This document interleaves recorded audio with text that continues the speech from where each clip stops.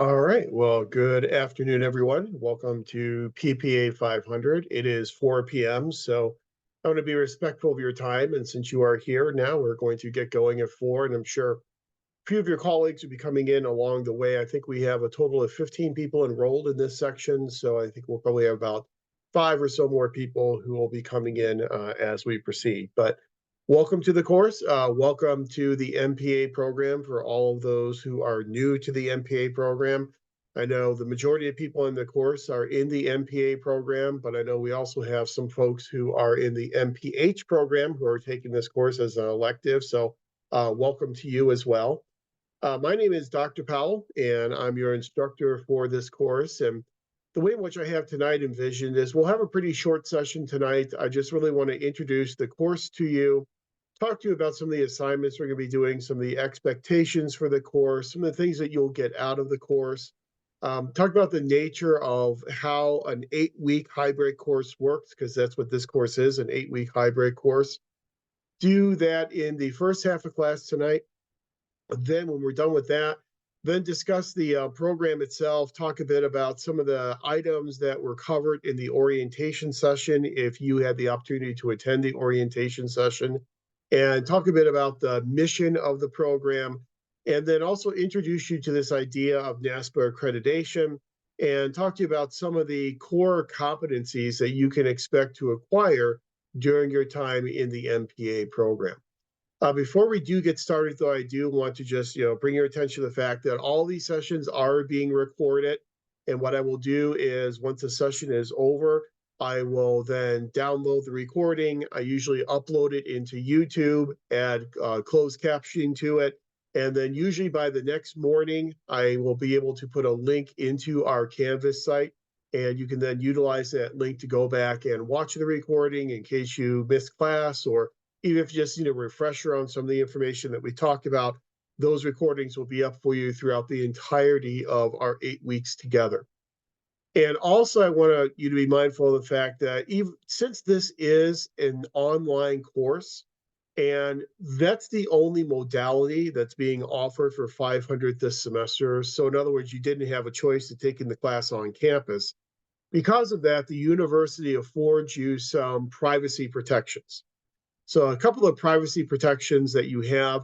The first privacy protection is you are not required to use your camera. You're welcome to if you'd like to, but you are not required to use your camera. And the second privacy protection is you do not have to list your entire name in the Zoom session. That's completely up to you. But if you'd like to just use your first name or initial, the university allows for that because you didn't have the option of taking this course in any other modality except for an online modality. So I just want to make you aware of those two privacy protections the university provides to students who are taking online courses. Okay, let me start out talking a little bit about myself. I'll tell you who I am. Then I'll talk a little bit about how I'm going to find out who you are in the introduction form that I've set up for you on our Canvas site. Then we'll go through the syllabus. The syllabus has been available on our Canvas site for a while now, so hopefully you've had the opportunity to take a look at it and just review it. But we'll go through the syllabus tonight. We'll talk about all the course requirements and what we're going to do in this course with an eye on how this course will prepare you for your future studies in the MPA program. And then, as I said, we'll really move into a discussion of the mission of the program and some of the implications of having NASPA accreditation. But we'll start off tonight. My name again is Dr. Powell, and I am now in my 23rd year, and I can't believe it's been that long, but I'm in my 23rd year as a faculty member here in the Graduate Center for Public Policy and Administration. So I arrived on campus in August of 2001. And in my 23 years, I've served as department chair. I was department chair for 10 of those years. For the past 19 years, I've been the director of our distance learning MPA program. I also served as the assessment coordinator for the College of Health and Human Services for a few years as well. So worn a lot of different hats, been graduate advisor, done a lot of different jobs in the department as well as in the College of Health and Human Services. So been around the block a few times in the MPA program. Before I arrived here at Long Beach, I was in Florida at Florida Gulf Coast University. I don't know if anyone's familiar with Florida Gulf Coast University, but it's a university in Fort Myers, Florida. And I was kind of recruited there because we were starting a new MPA program. And so I got to get in on the ground level of a new MPA program and also had the opportunity to create an undergraduate program in political science that's still going strong today.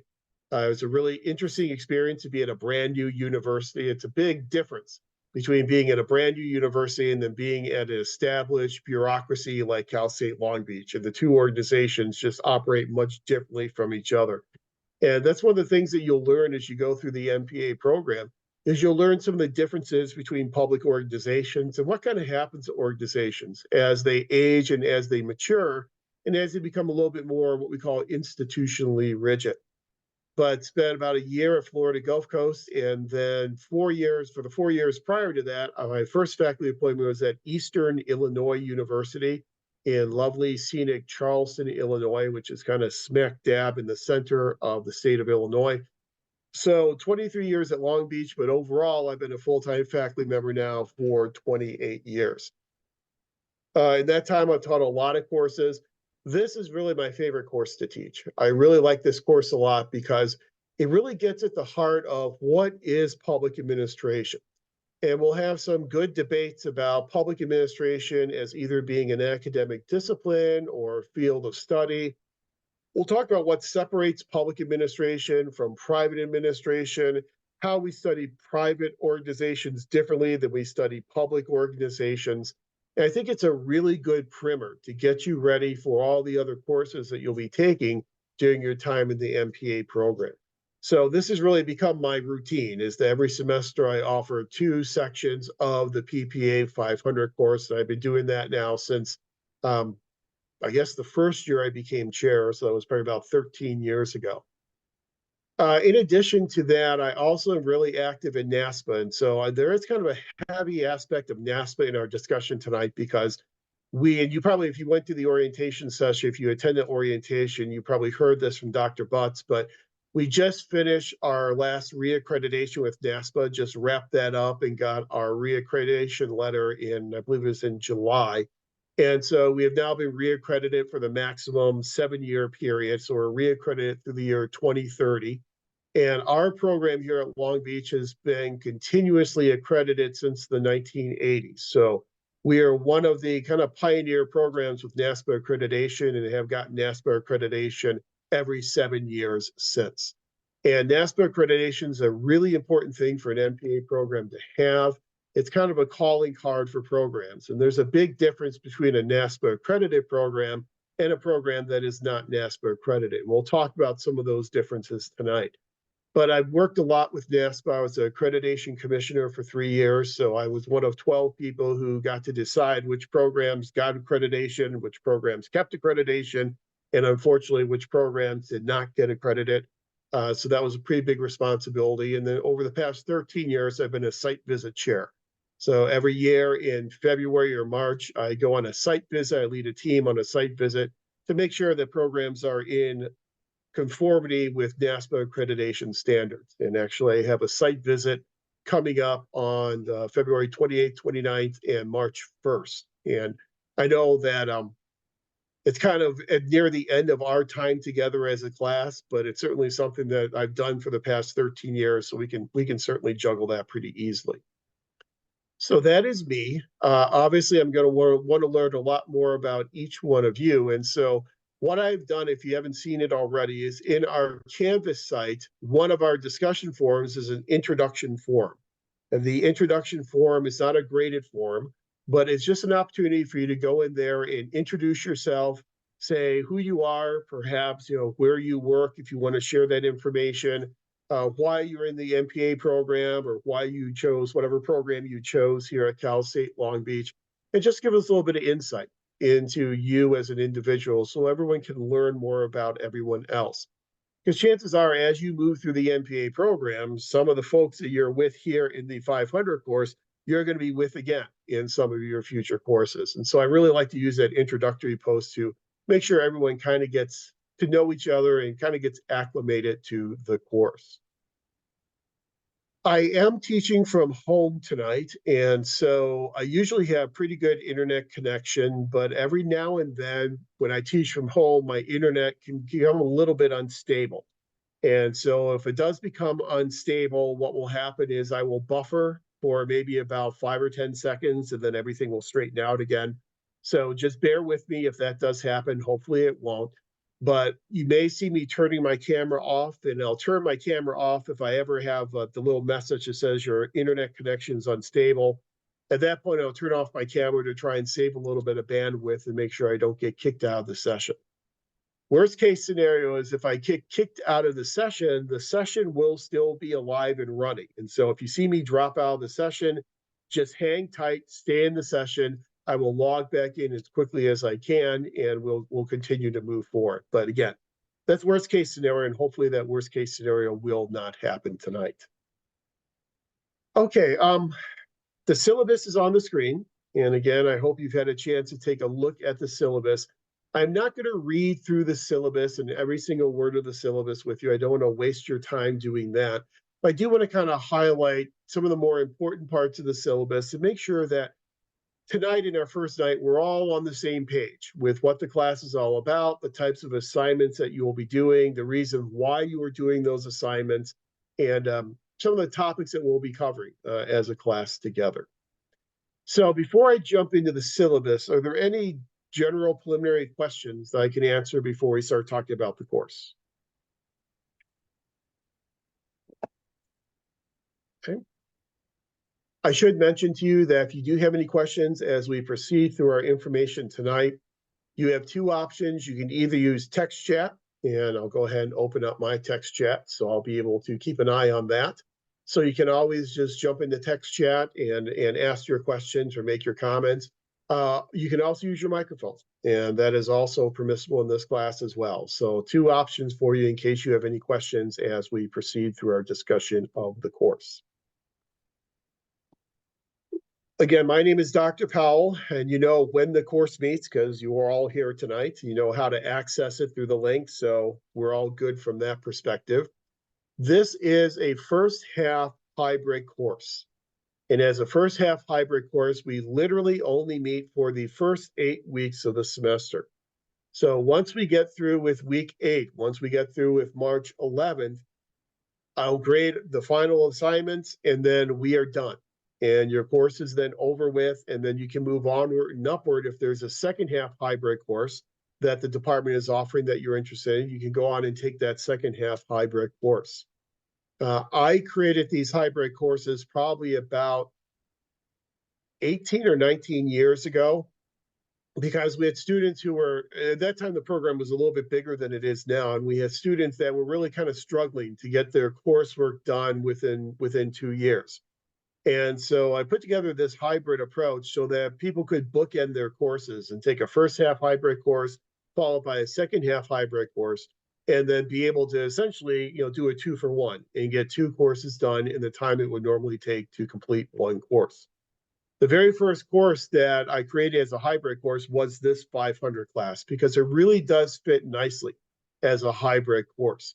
8 weeks is plenty of time for us to introduce the program to you, to introduce you to some of the major concepts and major subfields within the program and within the field of public administration.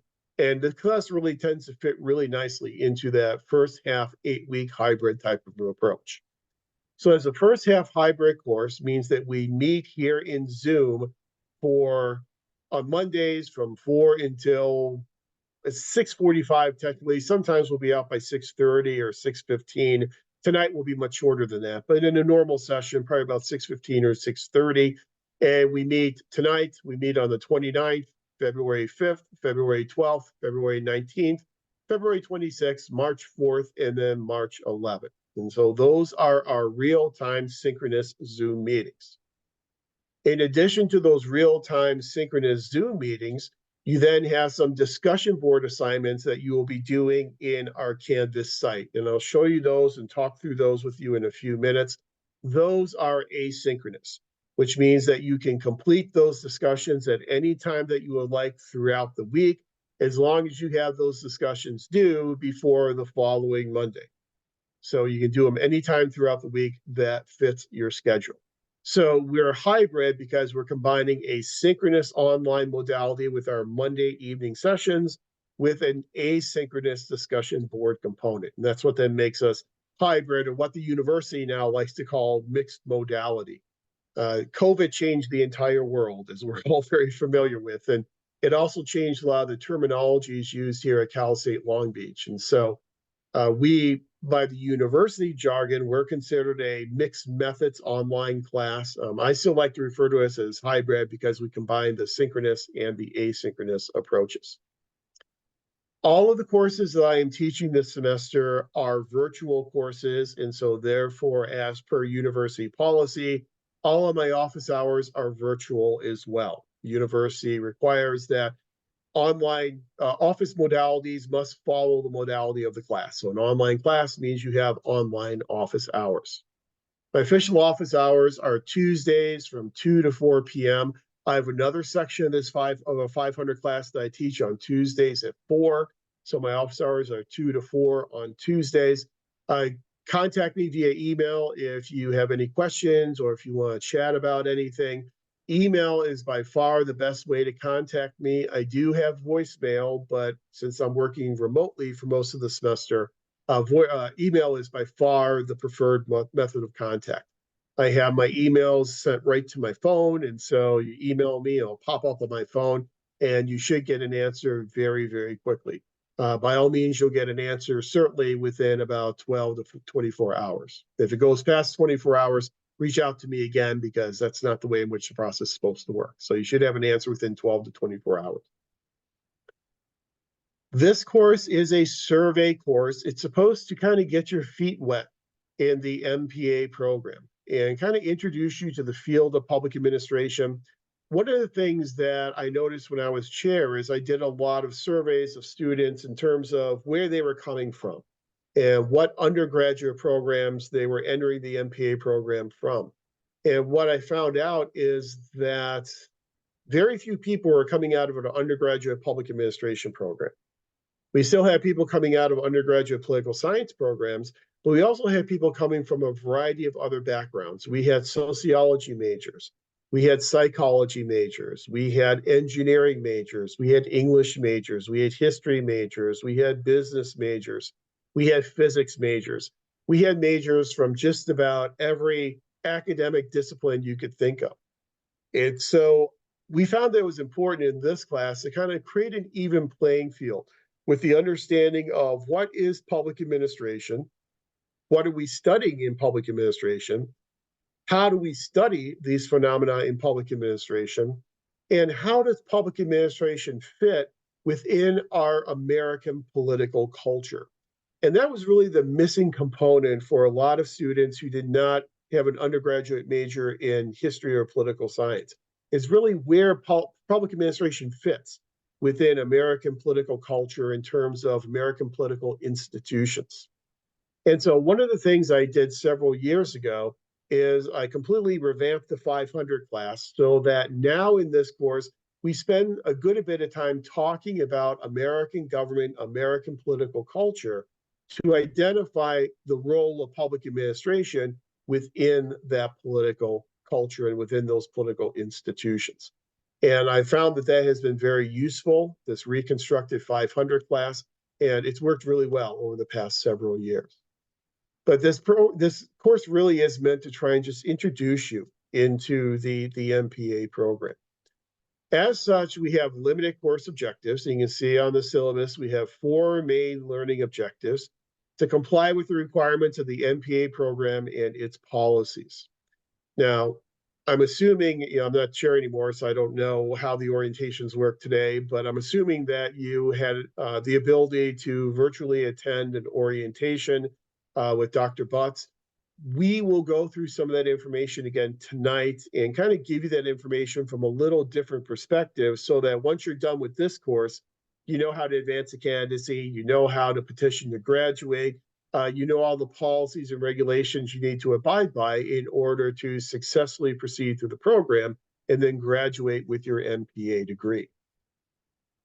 Number two, articulate the basic concepts of American government and political institutions. As I had said before, this is kind of a newer element of this course, and we'll spend an entire week talking about social contract theory, going through the Constitution. We'll do this next week.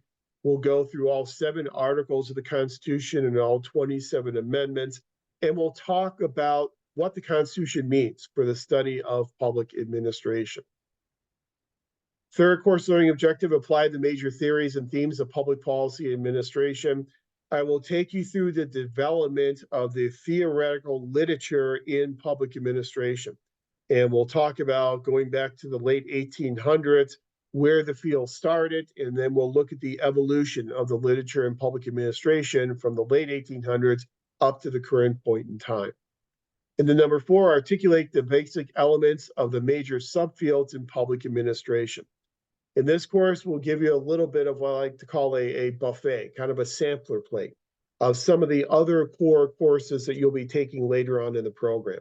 So we'll dabble a little bit in budgeting and finance. We'll dabble a little bit in HR. We'll dabble a little bit in organization theory. We'll dabble a little bit in policy analysis. We'll dabble a little bit in program evaluation, and just kind of give you some insight into some of the courses that you will be coming up against as you move throughout your time in the MPA program. As I said, this is a hybrid course, so we meet in Zoom on Mondays at 4 o'clock from tonight until March the 11th. As I said, you don't have to use your camera. That's completely up to you according to the university. And I do encourage you to participate either through text chat or through using your microphone anytime you have any questions or you have some points that will illustrate what we were talking about in class, feel free to participate. Now, I will warn you, because this is the introductory course to the program, this course is a little bit more lecture-based than a lot of the other courses that you'll take later on. And that's kind of by necessity, because one of the goals of this course is to get everyone on a common footing in terms of your understanding of public administration and public administration within American government, regardless of what your undergraduate major was. And so as such, it kind of necessitates a little bit more of a lecture component. So a little bit more heavy on the lecture than what you may see in some of your other courses. The textbooks for the course, we have 2. The one textbook is by Don Kettle, The Politics of the Administrative Process. Don Kettle has been around for many, many years, a very well-known person in public administration and really an all-around very nice guy. So I'll give him a little plug there. But the Kettle book is kind of our background information. So I do not teach from the Kettle book. The Kettle book is information to help prepare you for our weekly sessions. Then I may address topics a little bit differently than Don does in his textbook.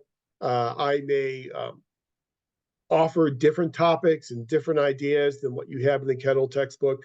I may not cover all the information that Don covers in the textbook, but it's really kind of background reading to help prepare you for each one of our Monday evening Zoom sessions. Then the second textbook is this one by Shafritz and Hyde. I think there's a third author now. They keep coming out with new editions, but it's a Classics of Public Administration. Now, you can use any edition of the Classics textbook that you would like to use, as long as that edition contains the articles that are assigned for this class. The idea behind the Shafritz Classics textbook is that it affords you the opportunity to read these articles yourself. So rather than just me telling you what the articles say, you can read the articles yourself and you can then form your own perspectives and your own opinions about what these quote unquote classical theorists have to say about a given topic. Now, some of these articles in the classics text, because they are classics, can be relatively antiquated. So like, the Max Weber readings and the Frederick Taylor readings, they're going to date back over 100 years. And so sometimes the jargon, the nomenclature is a little bit unusual for us with modern language today. So some of them are a little bit more difficult to get through than others. I've tried to be very judicious in only selecting the classic articles that I think are essential for you to be exposed to here in your first MPA course. So we're not reading every article out of the classics text, I've kind of cherry picked the ones that I think are the most important for you to get a really good start on your MPA education. So those are the two textbooks that we have for the course. Again, you have options. If you don't want to buy them, you can rent them. The classics textbook, some of those classic readings, you're going to run into again further along in the program. So for instance, when you get to organization theory, your PPA 660 course, you're going to run into people like Max Weber and Frederick Taylor and Mary Parker Follett and those types of classical authors again once you get to organization theory. So sometimes that classics textbook's a nice one to hold on to if you can, just so you can have it as a reference for later on in the program. Another recommendation is to, if you're not already familiar with APA format, to become familiar with APA format. Many years ago, as a faculty, we voted to adopt APA as the style manual for the MPA program. And so now all instructors are supposed to use APA for all of their papers. Now, we don't have a traditional research paper assignment in this class, so it's probably not as important in this class, but as you move on to your future courses, you will be doing research, you will be having to cite sources, and so it's important for you to become familiar with APA. We will spend some time in 2 weeks having Kelly Janicek, who is our disciplinary librarian, coming into our Zoom session. And as part of her presentation to you on how to do research in public administration, she'll spend some of the time talking to you about APA. And she'll give you some examples of how APA looks, how you cite journal articles in APA, how you cite government documents, how you cite books in APA. And she'll give you examples of how APA works if you haven't used it in the past. A really good source for APA is Purdue OWL. And you can just go into Google and you can just put in Purdue OWL. And Purdue OWL provides a lot of great specific examples of APA formatting as well. And I think Kelly will probably talk to you about using that resource when she comes into our class in a couple of weeks. So this is the time in 500, if you don't know APA format, to get accustomed to APA format because you'll be using it throughout the rest of the program. Let's see, would the 7th edition of Politics Administrative Process textbook instead of 8th be okay? Yes, that should be fine. Whenever Don tends to change editions, the content remains very similar. I think the only real difference between the new version and that version is I believe he has an additional chapter at the end on COVID and the impacts of COVID. So I think that's the only difference. So yeah, 7th edition, if it saves you some money, feel free to use that one. Great question.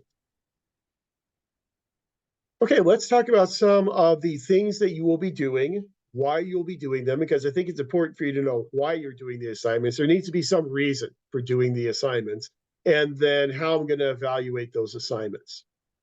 So grades are going to be distributed as follows. You will have what is called the initial skill self-assessment. And this is something, if you had the orientation session that Dr. Butts or Dr. Zhao probably talked about in that orientation session, every student in the 500 course completes this thing called an initial skills self-assessment. And actually, since we are talking about it, let me move some things out of the way, and then let me go to the end of the syllabus. And down here at the end of the syllabus, I have appended to the syllabus the initial skills self-assessment. So here is this initial skill self-assessment that you'll be doing here in 500. Again, everyone who comes into the program in 500 will do this initial skills self-assessment. This is kind of your entry-level self-assessment as you are entering the MPA program.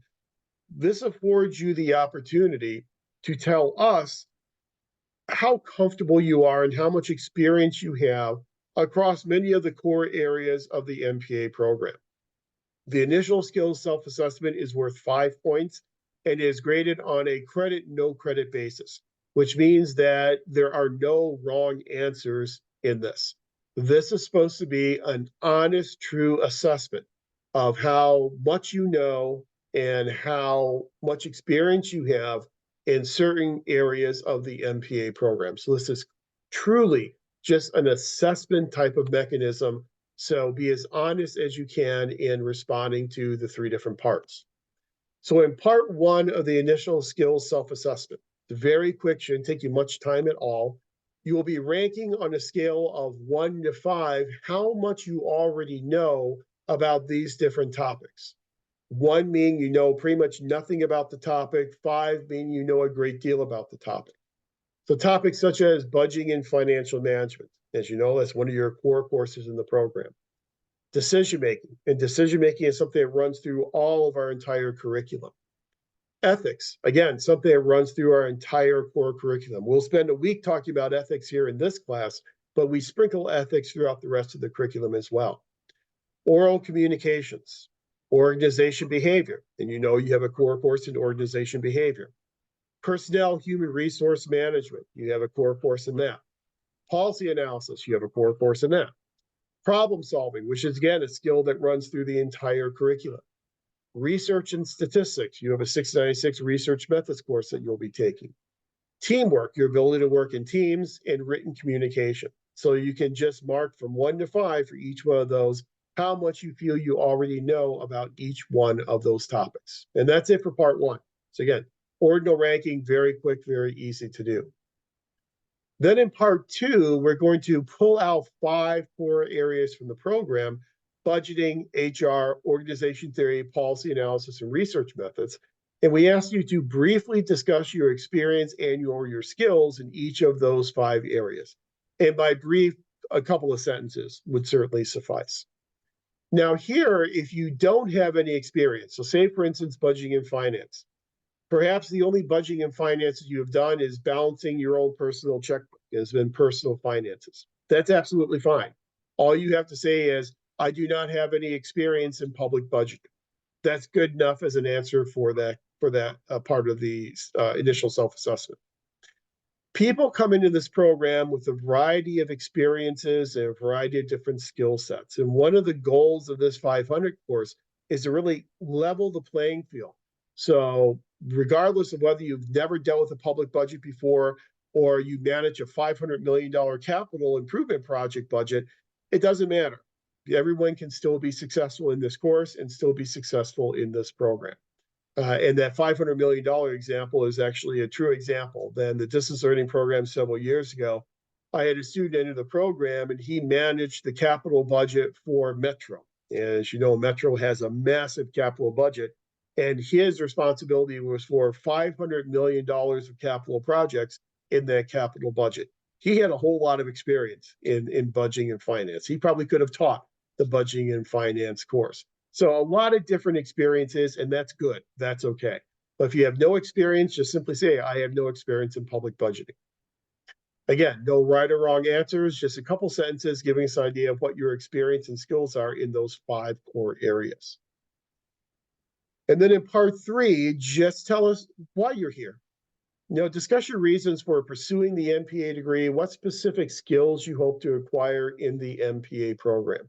So why are you taking the MPA program? What do you hope to get out of the MPA program? And again, just a few sentences will certainly suffice. Now, again, this is a requirement for everyone in the MPA program. If you're in the MPA program, everyone does this in their 500 course. You'll want to hold on to this initial skills self-assessment, because this initial skills self-assessment will then become part of your student learning portfolio that you will be submitting upon leaving the program. So when you're ready to graduate, you'll turn in your student learning portfolio. This initial skills self-assessment is part of part 1 of that student learning portfolio. So make sure to hold on to this, because you're going to need it once you're ready to put your portfolio together.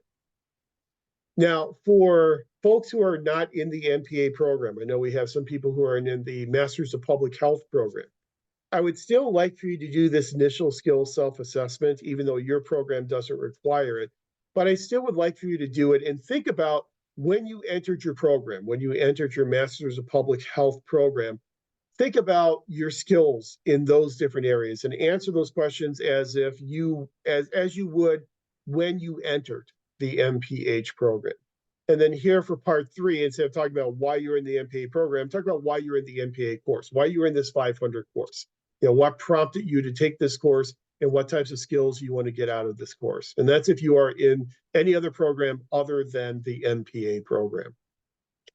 But this is what we call our initial skills self-assessment. Again, it's a pure assessment mechanism, no right or wrong answers. You turn it in, you get 5 points. So it's very much a credit, no credit type of an assignment. Then the second assignment you'll be doing is, again, a credit, no credit type of assignment, and that's your draft advancement to candidacy form. I'm sure in orientation you talked about advancement to candidacy, but every graduate student must advance to candidacy. And on that advancement to candidacy form, it essentially serves as a contract between you, the program, and the university. So on that advancement to candidacy form, and I have them, copies of those forms on our Canvas site. We'll take a look at those a little bit later on. But on those advancement to candidacy forms, you will list, here are the courses that I plan to take throughout my time in the MPA program. On that form, you'll list the courses you plan to take, and you will then list the semesters when you plan to take those courses. What I will do is I will review that draft advancement form. And again, this is just a draft. You're only turning it in through our Canvas site to me. So I'm the only one who is seeing this draft form. I will provide feedback on the courses you plan on taking. I can provide feedback on the sequencing of your courses. And if you've sequenced the courses in a logical fashion, I'll give you feedback on it. As long as you complete the draft advancement form, you get 5 out of 5 points. So it's another credit, no credit type of situation. Now, for students who are in the MPH program, this requirement is waived. There's really no reason to have you do this because you're in a different program. So if you are not in the MPA program, just simply send me an email and just remind me that you're not in the MPA program, and then I will waive this assignment for you. So this draft advancement to candidacy form assignment is only for people who are enrolled in the MPA program. And there are different advancement forms that I'll show you in a few minutes for whether you are in the general program. There's a different form if you're in the option in public works, and there's a different form if you're in the option in urban affairs. I know we have some people who are in the urban affairs option and the public works option. I have those versions of the advancement form on our Canvas site as well. So fill out the form that is in accordance with whatever program you are in of those 3 programs. Again, I'll walk you through the form in a few minutes, and it'll all make a great deal of sense. But again, that's another 5 points. Then we have 2 assessments. We have a midterm assessment and we have a final assessment. I don't call them exams because they're not really exams. Every now and then I'll slip and say exam, and I apologize in advance, but they're really assessments. What these assessments are is they consist of 5 scenarios. So I'll provide you with 5 scenarios. I've written new scenarios for this semester, so it's a brand new assessment. So if you had someone who took this class last semester, this is a different assessment. And I'll give you 5 different scenarios, and there are 2 questions related to each one of those scenarios. The scenarios are relatively short. They're usually about 1 or 2 paragraphs, some type of real-life public administration scenario. And then you'll answer 2 questions that will require you to take information that you've learned in the class and apply it appropriately to address those scenarios. I like that type of assignment because, again, it really gets at this nexus between practice and theory. As an MPA program, we are both a scholarly as well as a professional program. As a scholarly program, we do have some academic expectations in terms of your quality of writing and the critical thinking and analysis skills that you have, but we're also very much a professional program. So we always have to keep an eye on that nexus between theory and practice. So what we learn here in the class, how can that then be applied appropriately in some realistic scenarios in the public sector? I always like to tell my classes that I have a favorite answer and I have a favorite question. It's probably going to drive you crazy over the next 8 weeks. I apologize in advance, but my favorite answer is it depends. I know it's maddening, but it depends, because the appropriate answer is not always what you consider to be the best answer. So there's a difference between best and appropriate. In the public sector, we oftentimes don't have the time, we don't have the cognitive resources to always select the quote unquote best answer. Instead, we're going to select the most appropriate answer for that time period, for that situation or that problem that we are trying to resolve. This assessment approach, this scenario-based assessment approach, really feeds in very nicely to that it depends type of answer. There is no one right answer for these scenarios. It all depends upon how well you justify your answer. So, for instance, on the final assessment, I may give you a scenario about a city that is struggling with its budget format. And then I'll ask you, which budget format should this city use and why?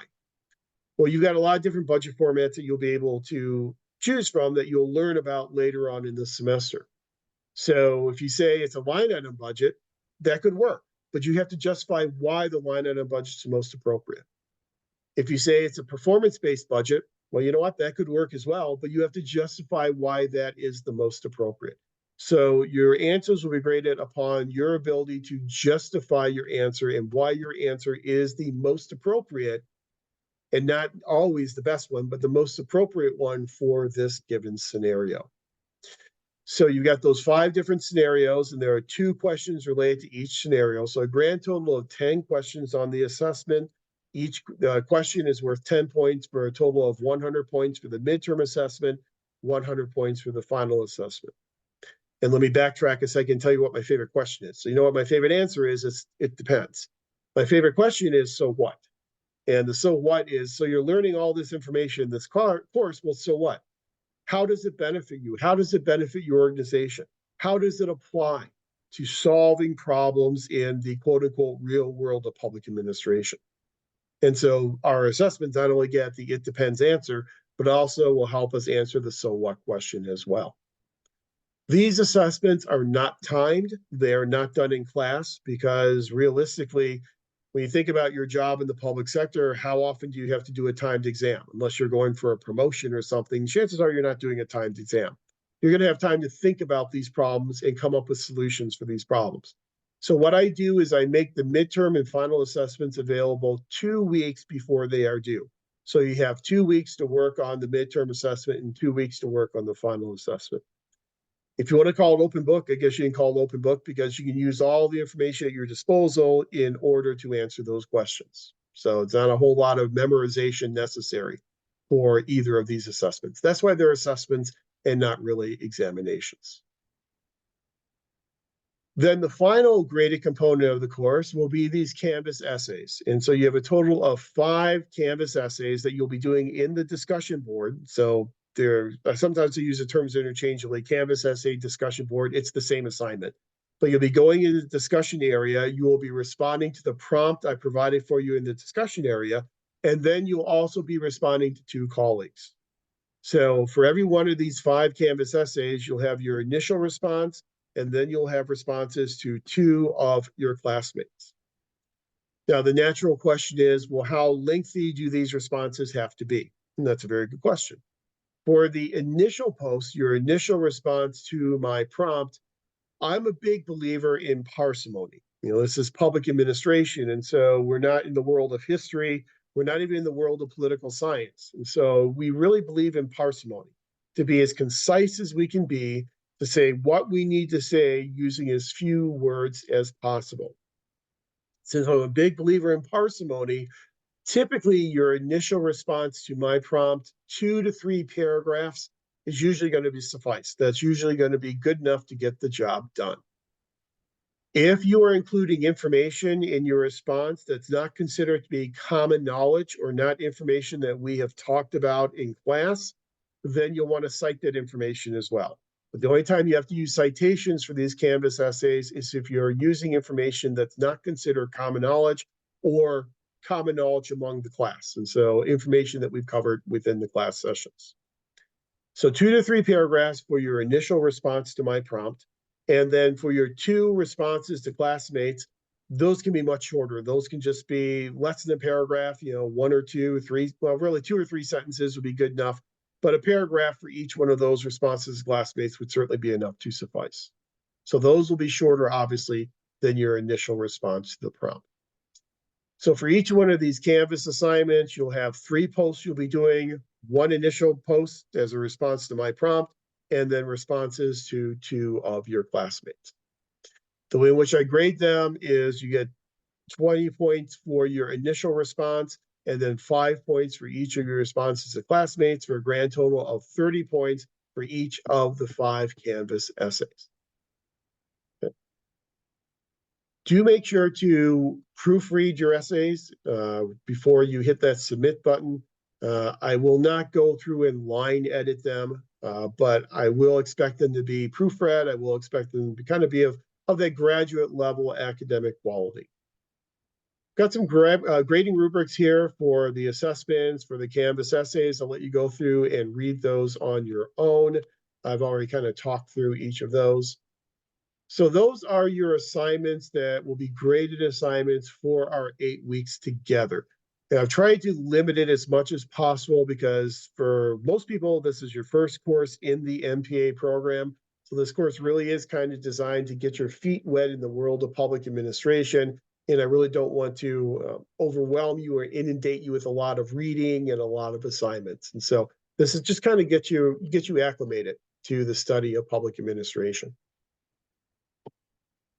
So I'll take a pause at this point. I've been talking a lot tonight. So are there any questions on the syllabus up to this point in time?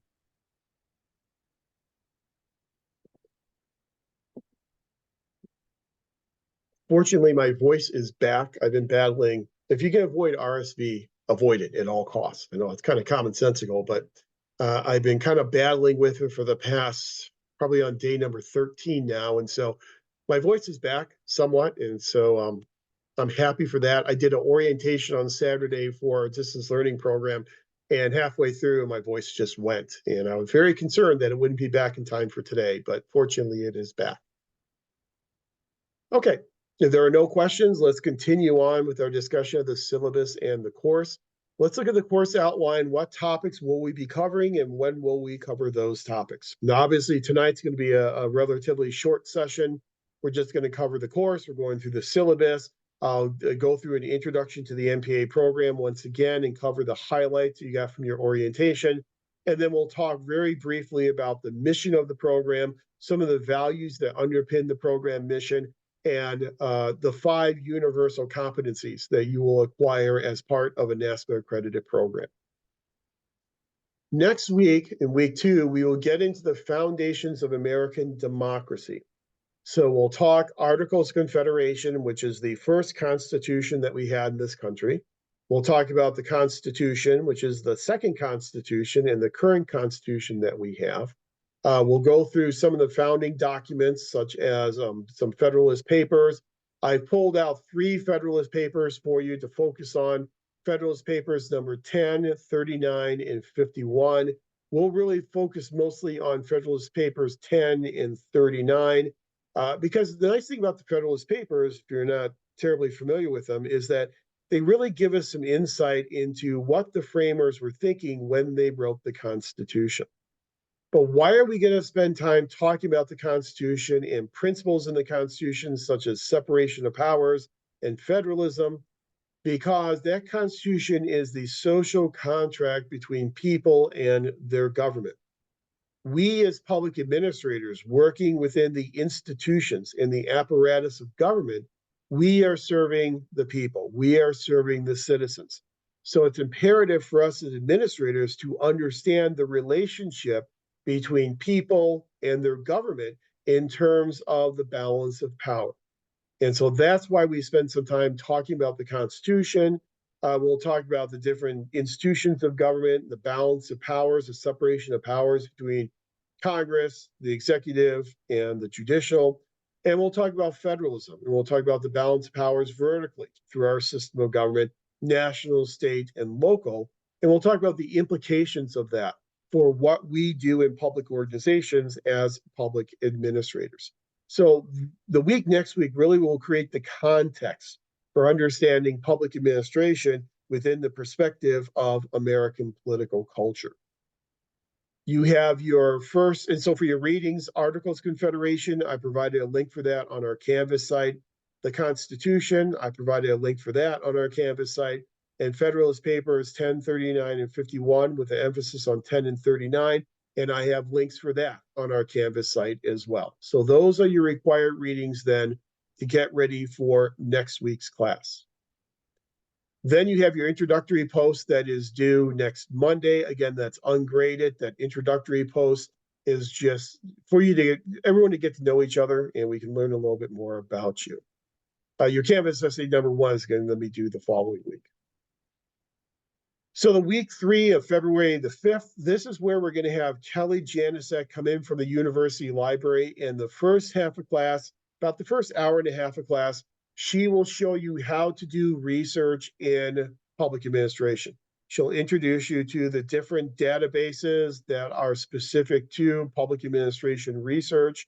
She'll show you some tricks in terms of doing searches in order to narrow down your topics that you'll have in future courses. And then in the second part of what she'll cover for us, she'll talk about APA format. And she'll take you through how APA format works and show you some examples of how you cite things in APA. And that'll probably take the first hour and a half of class, and we'll see if we've got the wherewithal to continue after that. If we do, then I'll take over the show and we'll talk about accountability and ethics. And we'll talk about what it means to be ethical, how it's difficult to adhere to accountability sometimes in the public sector. We'll talk about public service values. We'll talk about you'll have Canvas essay number 1 that will be due. You also, for your readings, have chapter 1 in the Kettle book, and then you have this article from the classics text by Bennington and Moore on public values. Week 4, February 12th, we'll get into the size and scope of government. We'll talk about public versus private organizations, the differences between them. We'll read chapter 2 out of Kettle, and then you've got this article in the classics text by Graham Allison, I believe it's number 37, Public and Private Organizations.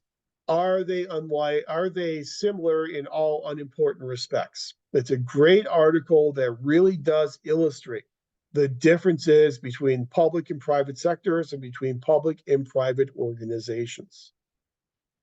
Week 5, February 19th, we get into a discussion of the discipline of public administration.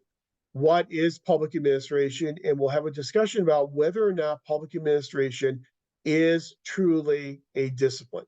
Is it a discipline, or is it simply a subfield within the larger field of political science?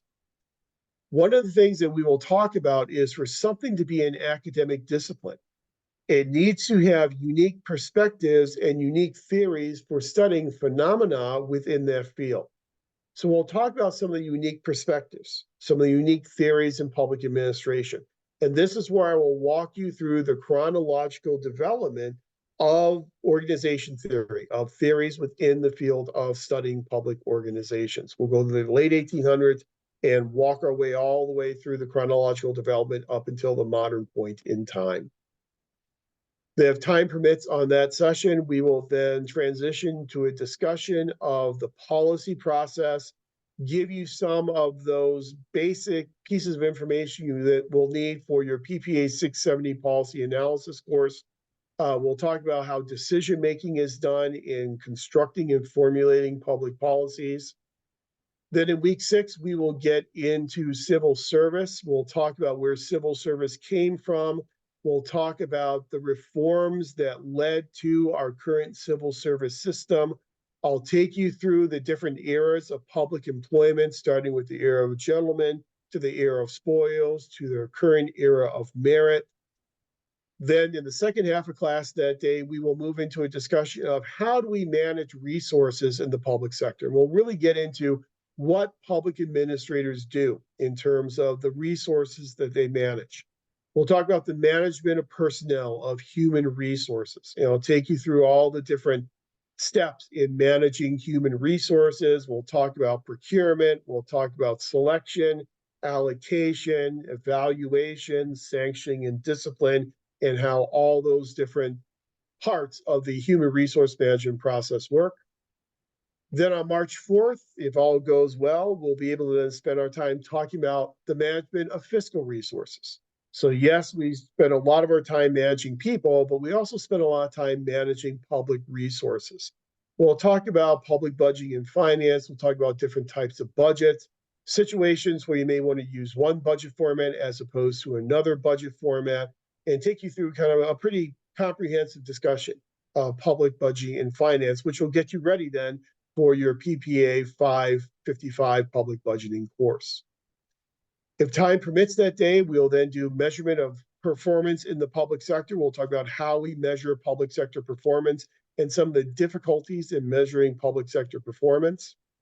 And if everything goes well and we're able to kind of stay on schedule and complete all of our topics in the days in which they are assigned, then for our final week, week number 8, March 11th, we'll be able to reserve that for the completion of your final assessment.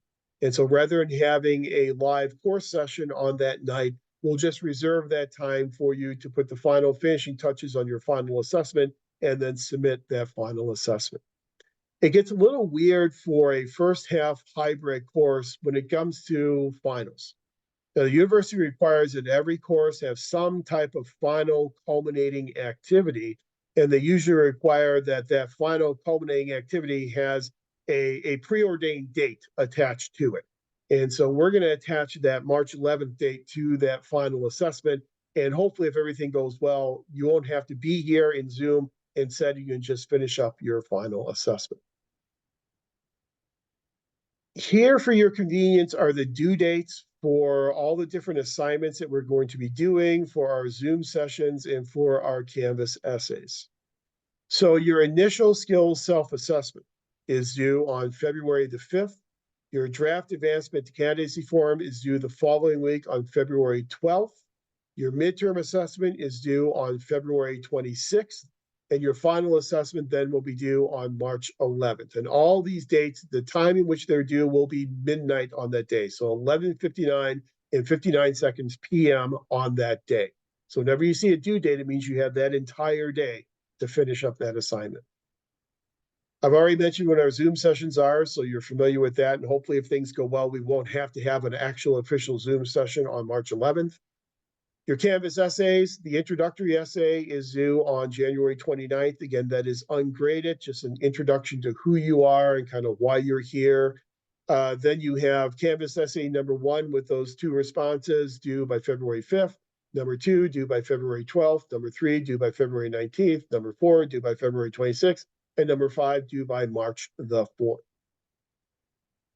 Speaking of those Canvas essays / discussion board assignments, and again, I use those terms interchangeably, Canvas essay and discussion board assignment, I've included the assignment here in our syllabus. They're also in each of the discussion forums on our Canvas site that I'll show you in just 1 second. But here's an example of the discussion board prompts that you'll be responding to. So your first discussion board, your first Canvas essay, please respond to the following question. Your response should be well written. This says 3 to 4 paragraphs. I have found over the past few semesters that people can do a sufficient job in 2 to 3 paragraphs. I leave it up to you. If you can get it done in 2 to 3 paragraphs, that's great. If it takes you 3 to 4 paragraphs, that's fine as well. I'm not going to stop reading after 3 paragraphs. In Federalist number 10, James Madison cautioned us against the negative effects of factions. And we'll talk about Federalist 10 next week. Do you believe that America is more factionalized and divided than in the past? Provide examples to support your position. What can be done to control the effects of factions more effectively? And then please respond to 2 of your classmates. And so you'll be drawing upon some of the information we talk about next week in our discussion of Federalist number 10. Discussion board number 2. Select 3 of the principles in the ASPA, and the ASPA stands for the American Society for Public Administration, and the ASPA Code of Conduct that are most challenging for your position and your organization. Explain why those principles are challenging in your organization, and then respond to 2 classmates. In class, we will go through the ASPA Code of Conduct, and I'll take you through the 8 principles in the ASPA Code of Conduct. For this discussion, you'll be selecting 3 of those that you think would be most difficult either for you as an individual and or for the organization that you work with. Discussion board number 3, consider Graham Allison's argument regarding similarities and differences between public and private sector management, using your organization or an organization you're familiar with. So if you're not currently working in an organization, if you have never worked in an organization in the past, you can select any organization that you are interested in and highlight 2 ways in which the organization is similar to a private organization, then highlight 2 ways in which the organization is different than a private organization. Now, if you are currently working in a private organization, you just reverse the logic. And so you'll just be comparing your private organization to a public organization. Then number 4, for many years, there's been an ongoing debate regarding whether or not public administration is actually a discipline or merely a subfield within political science. Take a position on whether or not public administration is a discipline and explain why you feel is either a discipline or is not a discipline. We will talk about this in class, and I will provide you with some of the characteristics of an academic discipline, and then we'll take a look at public administration and ask the question, does public administration meet these characteristics? Does it meet the requirements to be considered a standalone academic discipline? And again, there is no right or wrong answer to this. So this is you defend whether or not you think public administration is an academic discipline. And then your final one, discussion board number 5, using the models of decision-making that we covered in class, select one public policy you are familiar with and discuss which decision-making model was used in the development of that policy. Are there other decision-making models that better characterize this policy process? So be selecting a policy that you know about or you're interested in, and then you'll discuss which of those decision-making models we discussed in class, incrementalism, rational and comprehensive, garbage can, mixed scanning, which of those best or most appropriately fit that policy example. So it just kind of gives you a flavor of some of these Canvas essays that you'll be doing throughout the course. And there are 5 of them. Again, each one worth 30 points, 20 points for your initial post, and then 5 points for each of your responses to 2 classmates. And to finish up the syllabus, then, some of the policies, some of these are university policies, some of these are course policies, but late assignments, I usually do not accept late assignments. There's a 1 grade, 10% penalty for every 24-hour period that an assignment is late. I do understand that sometimes life will intervene. Some of you I know not only are in this program or in your public health program, but you also have full-time jobs, and you have family obligations. Illness, unfortunately, crops up every now and then. If there's some reason why you will not be able to turn an assignment on time, reach out to me and let me know. If you can reach out to me in advance and let me know, we can usually make provisions to try and avoid that 10% late penalty. Delivering assignments, everything is done electronically. And so your initial skill self-assessment, your draft advancement to candidacy form, your midterm assessment, your final assessment, they will all be turned in through the assignment section on the Canvas site, and I'll show you that in a couple of seconds. All of your Canvas essays will be posted directly into the relevant discussion forum. Policy on withdrawals is a big one. Do make sure that for some reason you are not able to complete the course. Go through the normal withdrawal process.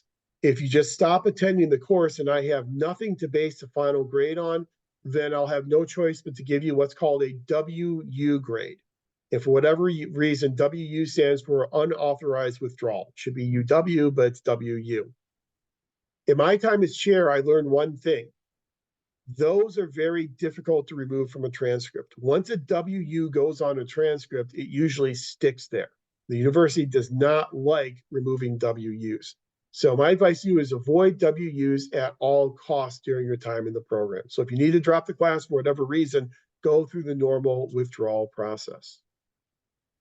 Caitlin asked a question, is the midterm and final assessment prompt going to be posted the week of? The midterm and final assessment will be posted 2 weeks before that they are due. And I have them all done. I have them loaded in the classroom, and I will make them available 2 weeks before their due date. So I have a full 2 weeks to work on each one of those. Policy on incompletes, usually I usually don't like to do incompletes unless it's a really extraordinary circumstance. And here's the reason why. We forget about them. You forget about them, I forget about them. In an incomplete, you then have a calendar year to make up the work that has not yet been done. And oftentimes, again, life intervenes, a year passes, we have not completed the work, and then that grade flips to an F. Again, once that grade flips to an F after a calendar year, it is next to impossible to get it changed back. So I usually try and avoid incompletes. However, if there's some catastrophic, extraordinary circumstance that you face, please reach out to me as early in the term as possible. Now, we're an 8-week class, so our term is really constricted. So reach out to me very, very soon and letting me know. The university policy is you need to have completed 2/3 of the work in the course in order to qualify for an incomplete. Students with disabilities is no longer called DSS. It's the Bob Murphy, it's BMAC, the Bob Murphy Accessibility Center, I believe it is. Make sure that you document that with BMAC. Then BMAC will reach out to me and will provide me with the reasonable accommodations. The nice thing about this class is everything is recorded. And so note taking is usually not a big issue in this class. We don't have any timed examinations. And so additional time on exams is usually not a problem either. And so oftentimes this tends to be a class that's very user friendly. If anyone has any documented disabilities, and it's really easy for us to approve those reasonable accommodations. Attendance policy, basically it's up to you. You are professionals, you are adults, and I would like for you to be in class on Mondays. I understand that if you cannot be here because of some type of work obligation, I know some people work for cities, and cities have their city council meetings sometimes on Monday nights as opposed to Tuesday nights. And if you have to go and assist at a city council meeting, just let me know, and the recording will be available to you. You can go and watch the recording later in the week, and then reach out to me if you have any questions. There are no points that I assign for attendance, and so attendance is not a graded component of this course. Technology requirements, obviously everyone meets it because you're in the class session tonight, so we're good there. Changes to the syllabus. The only real changes we'll make to the syllabus is if we are running behind on some of our topics, and that's okay. There's sometimes in some semesters where we have a good, robust discussion and we don't get to all the topics in the night in which they're scheduled. That's not a big issue. It just means that we'll cover that information the following week. Sometimes when we fall behind in our schedule, we may have to push some due dates back.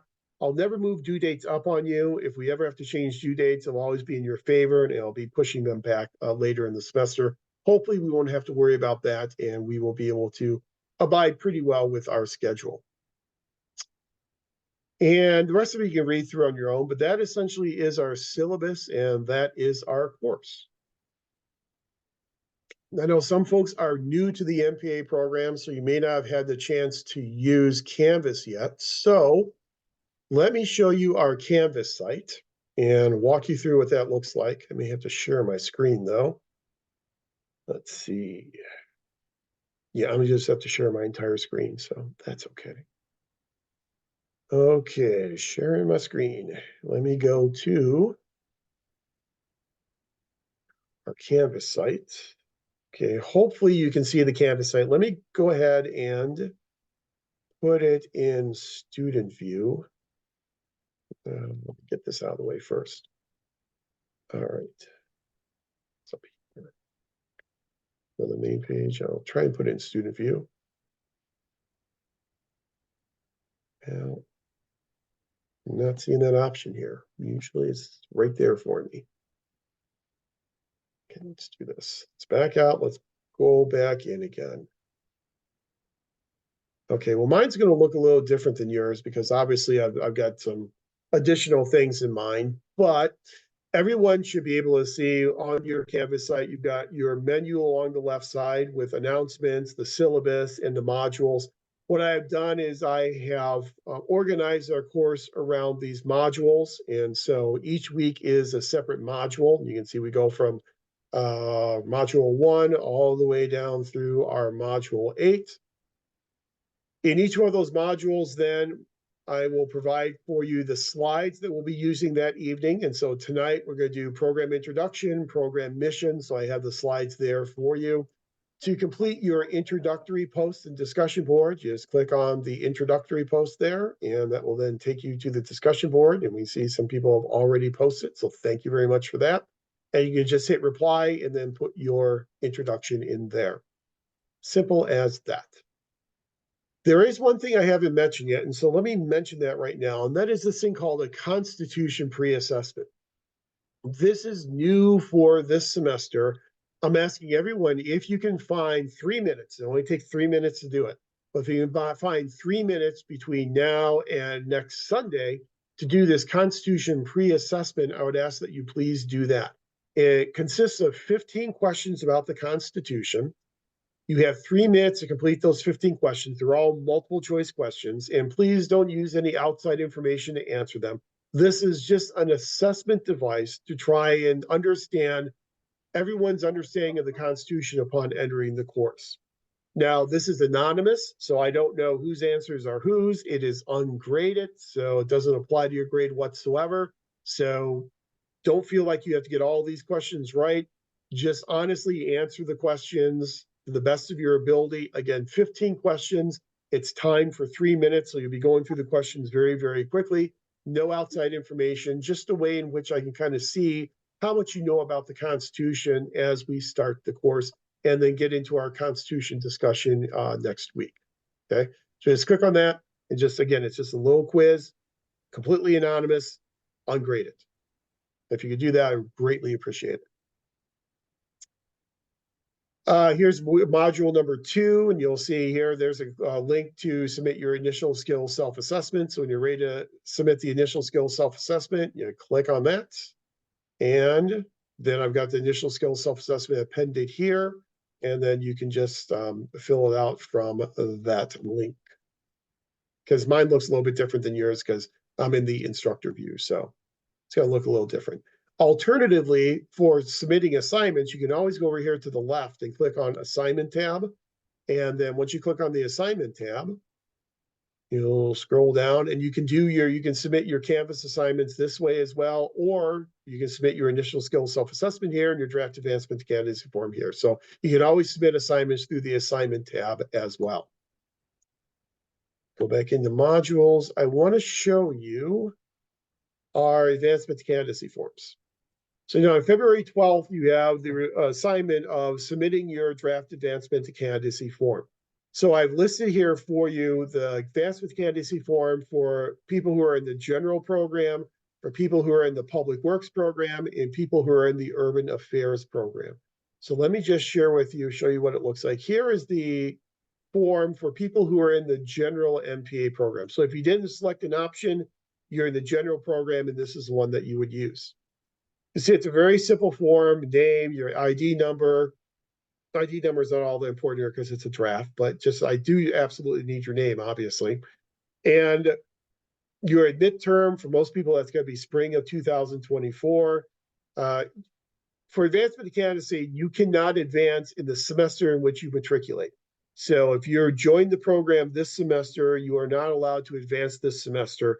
You may not advance until you've completed 6 units in the program and you have a cumulative grade point average of 3.0. So once you have a 3.0 grade point average, you've completed 6 units, 2 courses in the program. At that point, you can officially advance to candidacy. So this is just the draft form so I can get a look at what courses you want to take and how you're going to sequence those courses, give you my feedback so that once you have completed those 2 courses, you're ready to officially advance, you can officially advance. So this is just to kind of get my feedback on your courses. But your advancement term will have to be sometime after spring 2024.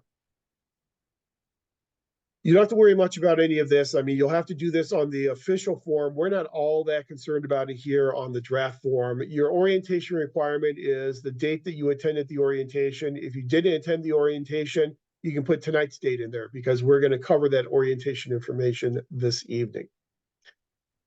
Then here in your core courses, you'll just be telling me what semester you plan on taking each of your core courses. Now, this can change, obviously, but I just want to have an idea of how you are sequencing your courses. Here's a very important point here for your sequencing.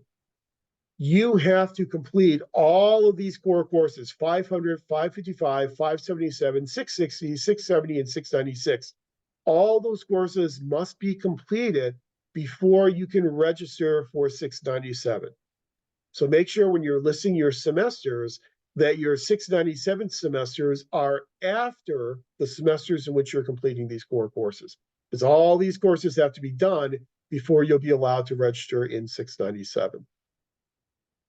Then for your elective coursework, you may not know exactly which elective courses you're going to take if you're just starting the program, but look through the course catalog and give me an idea of which 5 elective courses you would like to take and the semester in which you would like to take those courses. Now, obviously, you don't have any grades yet, but what semester and year do you plan on taking your courses? I can give you some feedback on those elective courses that you're thinking about taking. You're allowed to take courses outside of the MPA program if you would like, but you first need to have those approved by our graduate advisor, Dr. Chow, or by our department chair, Dr. Butts.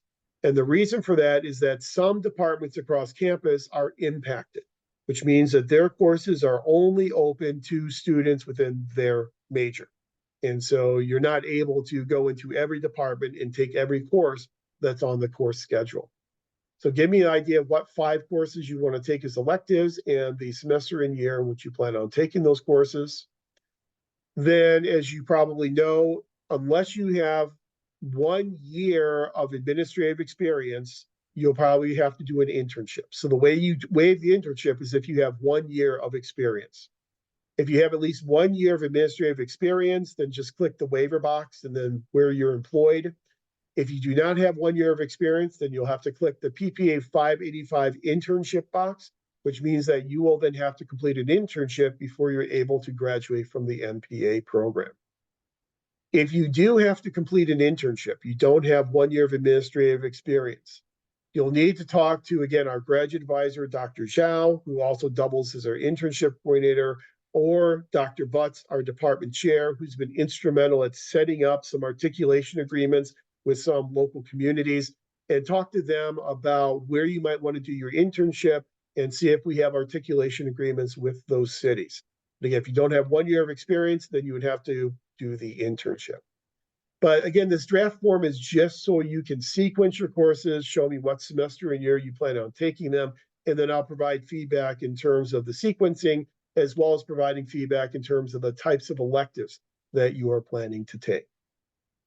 So this form, again, is for people who are in the general MPA program. If you're in the public works, you'll do the public works form. If you're in urban affairs, you'll do the urban affairs.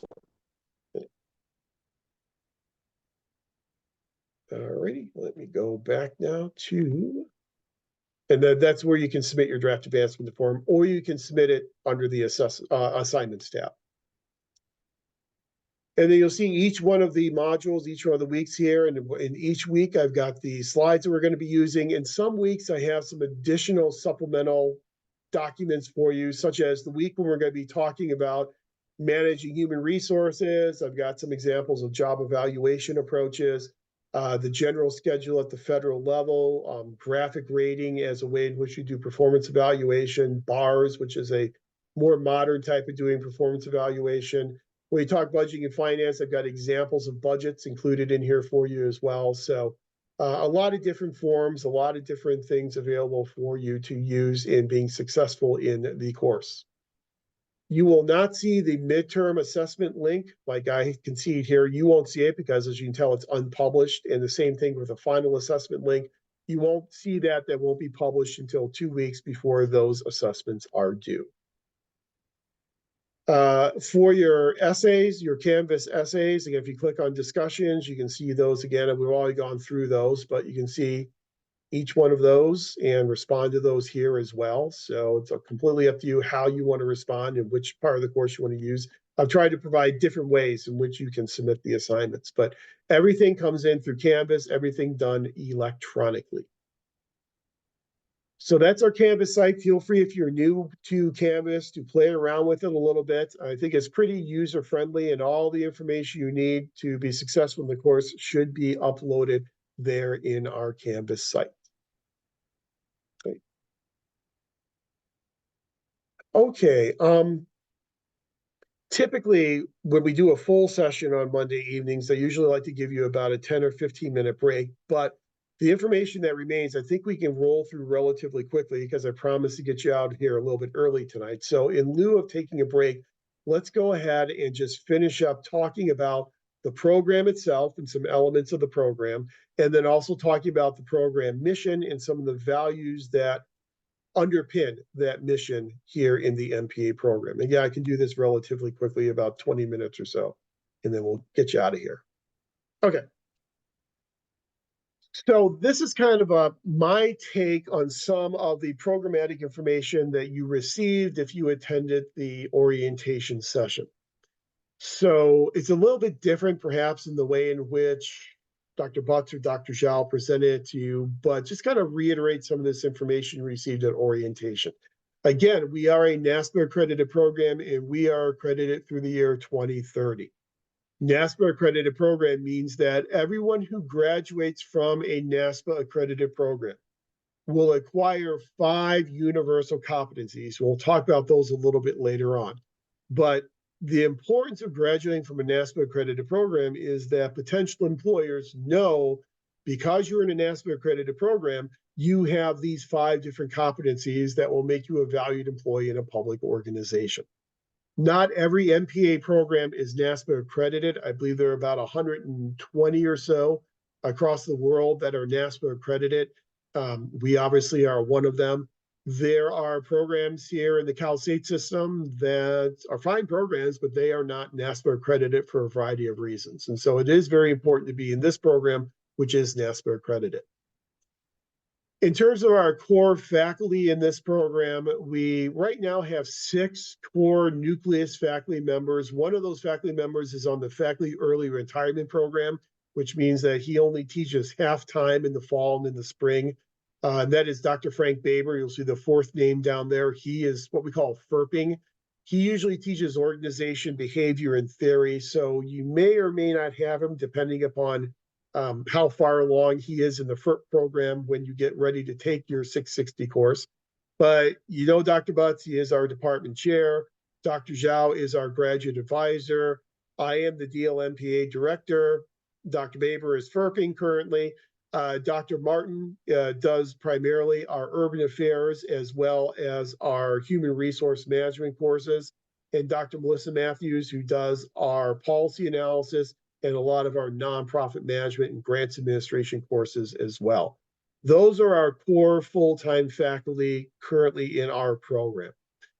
Some of your courses may be offered by adjunct faculty, and we are very lucky to have a strong, stable cadre of adjunct faculty, many of whom have been teaching in the program for many, many years now. They're city managers, county managers, police chiefs, usually people who not only have the MPA degree themselves, but also have a good deal of experience in the public sector. Several of them also have PhDs or DPAs, doctorate degrees, along with their extensive experience. You know what our core curriculum looks like. We have core courses such as this one, public budgeting, HR, org theory, policy analysis, and research methods. 696 Research Methods is called Research Methods, but is really taught more like program evaluation. So in that Research Methods class, what we do is we take classic social science research methods, we put them into the service of evaluating public programs from an empirical standpoint. So even though we call it Research Methods, it's really much more program evaluation in terms of nature. Then your final 6 units of core courses are these 2 sections of 697 directed research. In 697 directed research, which you'll take after you've completed all the rest of your core courses, you'll be completing your 5 case studies. And so in 697, you have 5 case studies, 1 case study for each core content area. So there's a budgeting case study, an HR case study, an organization theory case study, a policy analysis case study, and a research methods program evaluation case study. So in 697, you'll work on an individual basis, completing those 5 case studies. And then once those 5 case studies are complete, you will then complete what's called the final skills self-assessment, which is a redo of the initial skills self-assessment that you are doing in this class. So the initial skill self-assessment is as you enter the program, this is what you know about all these different topics. The final skill self-assessment is as you leave the program, this is what you know about these different topics. So it's a good self-assessment bookend when you come in versus when you leave. So again, in 697, you're completing 5 case studies on an individual basis, and you are then also completing your final skill self-assessment. So when all of that is done, you will then put together and submit what's called your student learning portfolio, and we will get to that in a few slides. In addition to your core courses, you will then select 5 electives to round out your 39-unit MPA requirement. Those 5 electives may be taken outside the department with the approval of either Dr. Zhao or Dr. Butts. Those electives must be listed on your advancement to candidacy form. That's why I'm asking you to list them on your draft form that you're submitting to me here in this class. If you have completed MPA courses in another program and you want to transfer those credits in, you can usually transfer in up to 9 credit hours, up to 3 courses from another MPA program into our program. The only catch there is that the program you're transferring from must be a regionally accredited program. It doesn't necessarily have to be a NASPA accredited program, that's national accreditation, but it has to be a regionally accredited university. So a university that's accredited by WASC. So I know a lot of people aren't transferring courses in, but if you are, you can transfer in up to 9 credit hours. Some requirements of the MPA program, as we've talked about before, you have to advance the candidacy. You can do that after you've completed 6 units and you have a 3.0 GPA. You cannot advance in your first semester, but you also cannot advance in your last semester. You must advance at least 1 semester prior to the semester in which you plan to graduate. You also must be enrolled in the semester in which you are advancing. And so if you are only taking courses in the fall and in the spring, and you try and advance in the summer, the university will reject your form because you're not enrolled in the summer. You have to be enrolled in the semester in which you are officially advancing. After you advance a candidacy, as you move closer then towards your graduation date, you then have to petition or apply to graduate. The application to graduate, there's a link on Enrollment Services site where you can click on it and fill that form out. So it's something you can do with Enrollment Services, but you will do this before you're planning on graduating. If you're planning on graduating in the spring or summer semester, then you would have to fill out your petition to graduate no later than October 15th.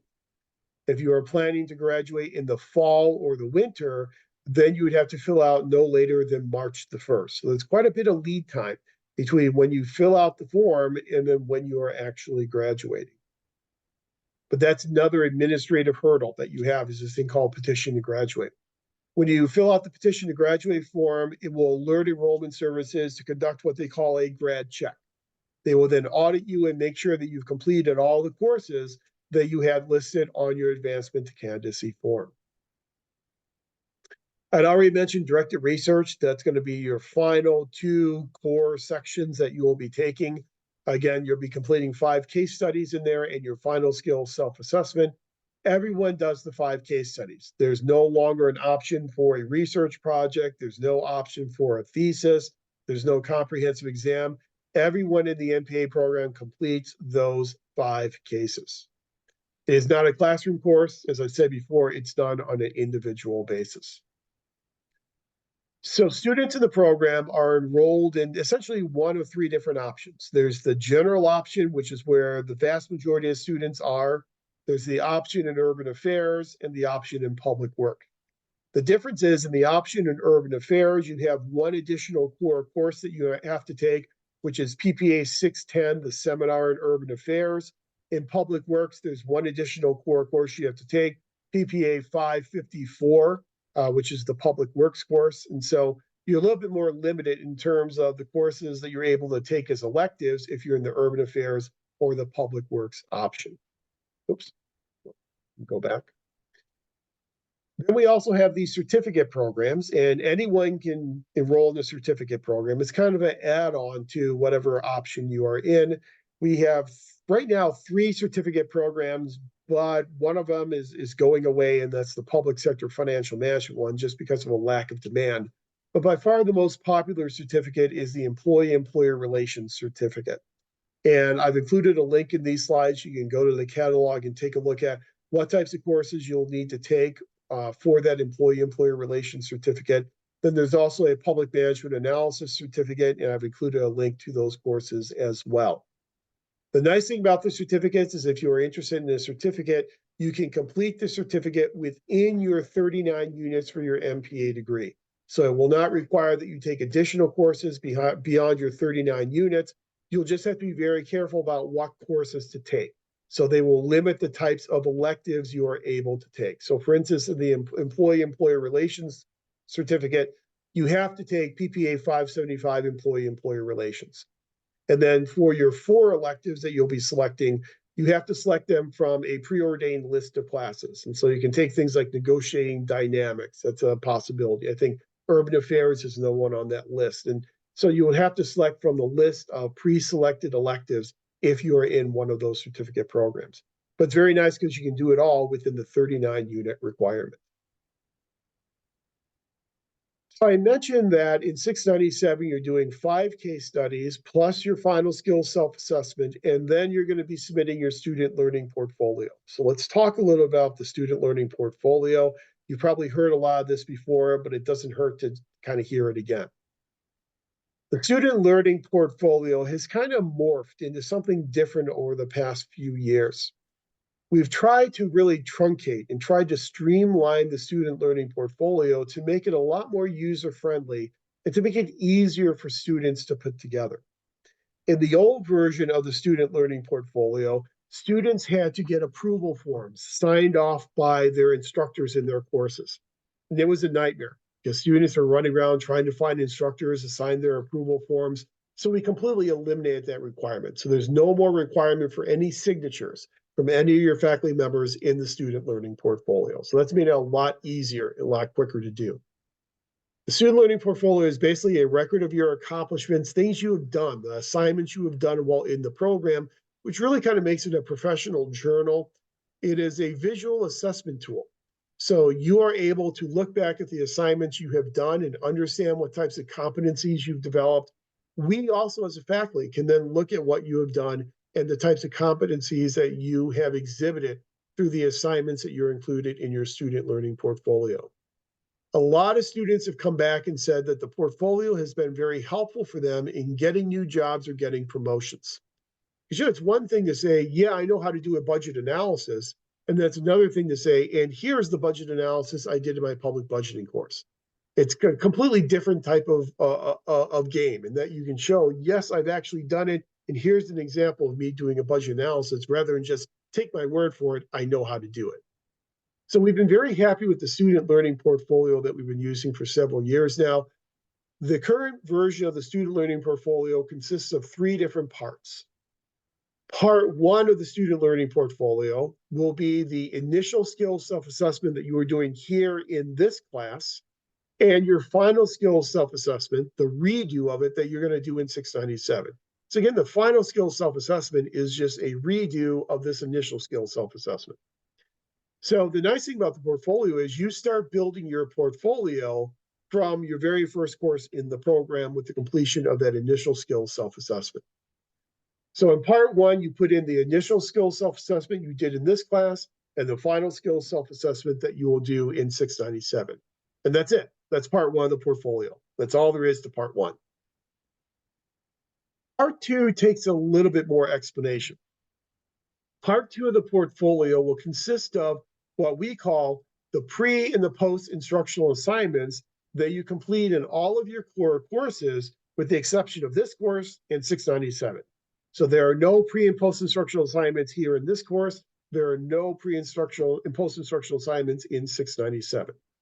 But you will have pre and post-instructional assignments in 555 public budgeting, 577 human resources, 660 organization theory, 670 policy analysis, and 696 research methods.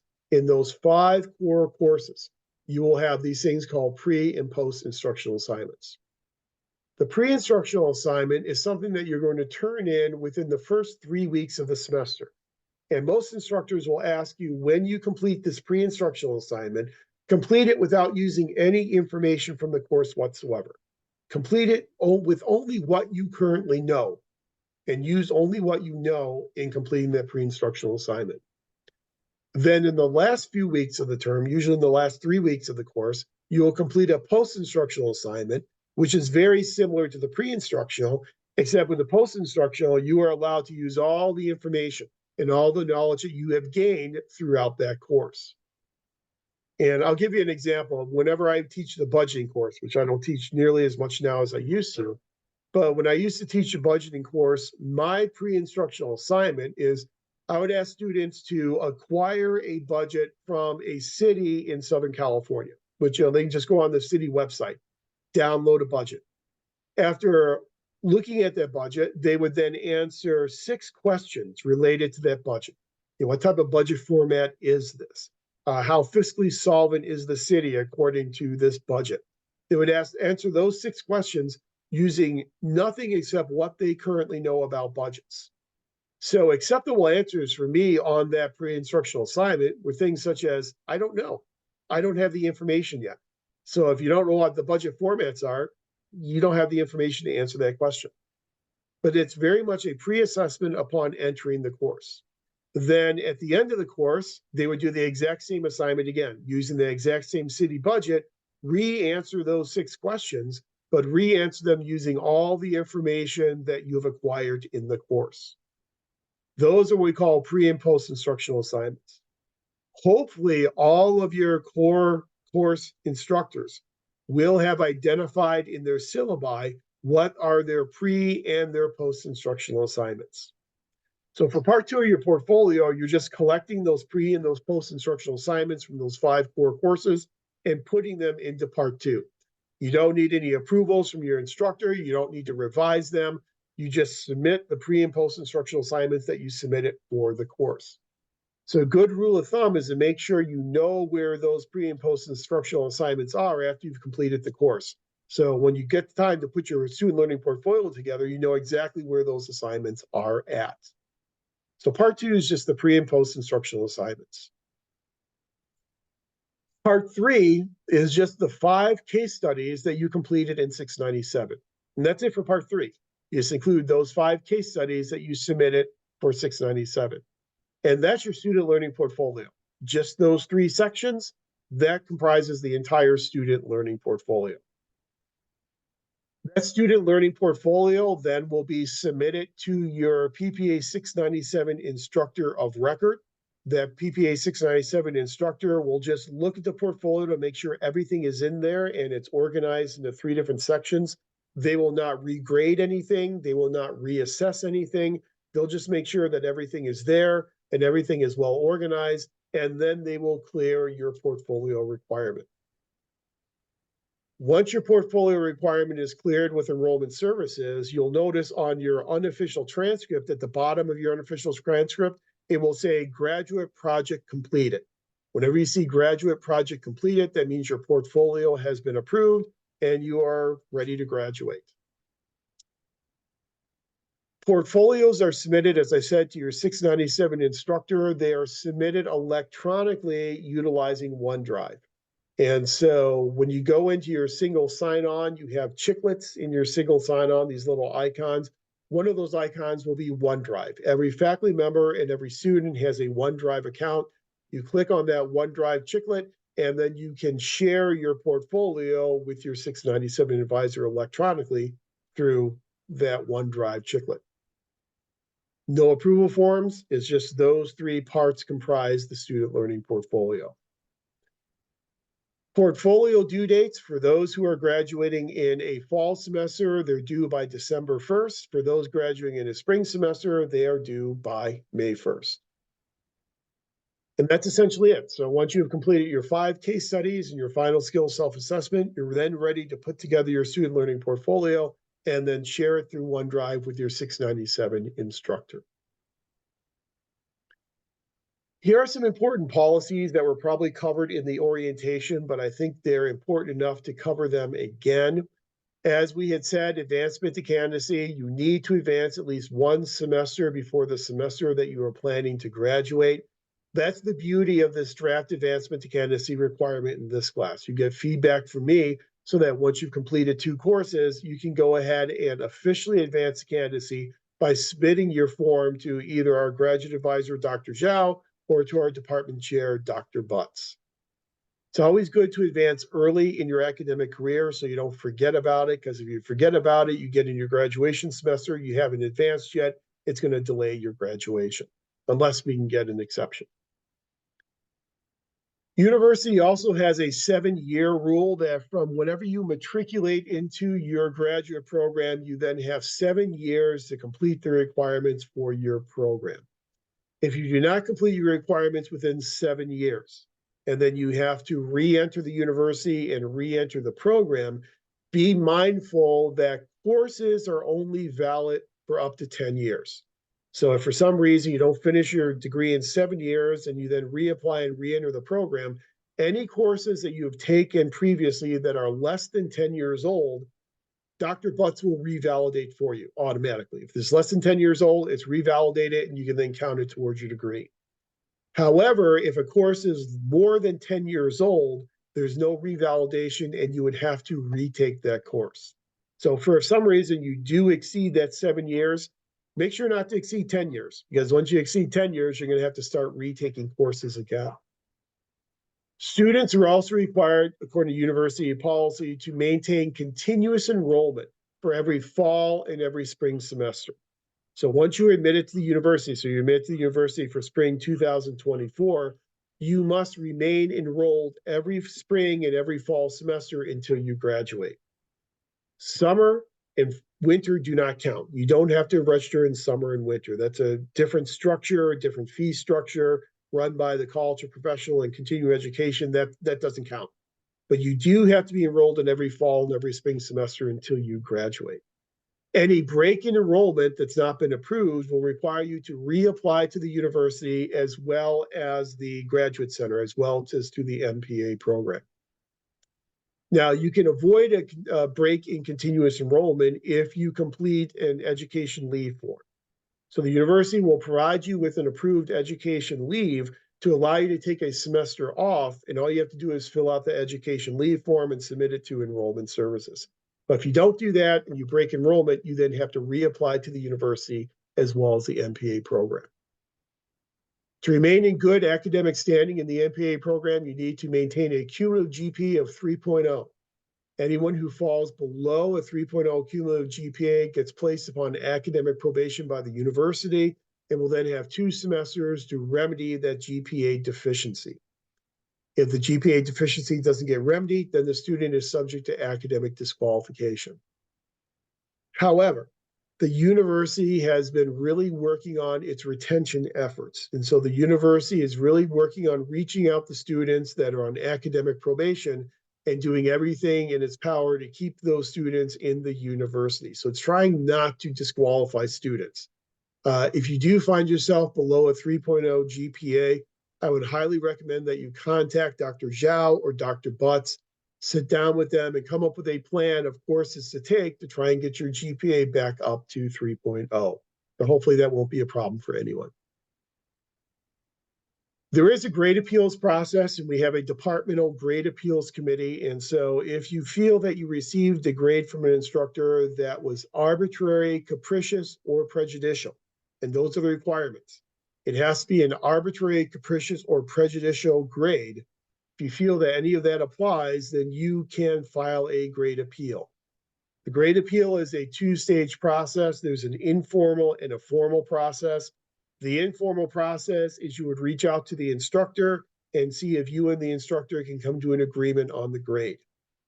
If you're unable to come to an informal agreement with the instructor, then you would contact the department chair, Dr. Butts, and then the process would start with Dr. Butts. You would then file a formal appeal, and then it's up to Dr. Butts to try and mediate between the instructor and between the student. And if that mediation doesn't work, then the appeal goes to the Departmental Grade Appeals Committee.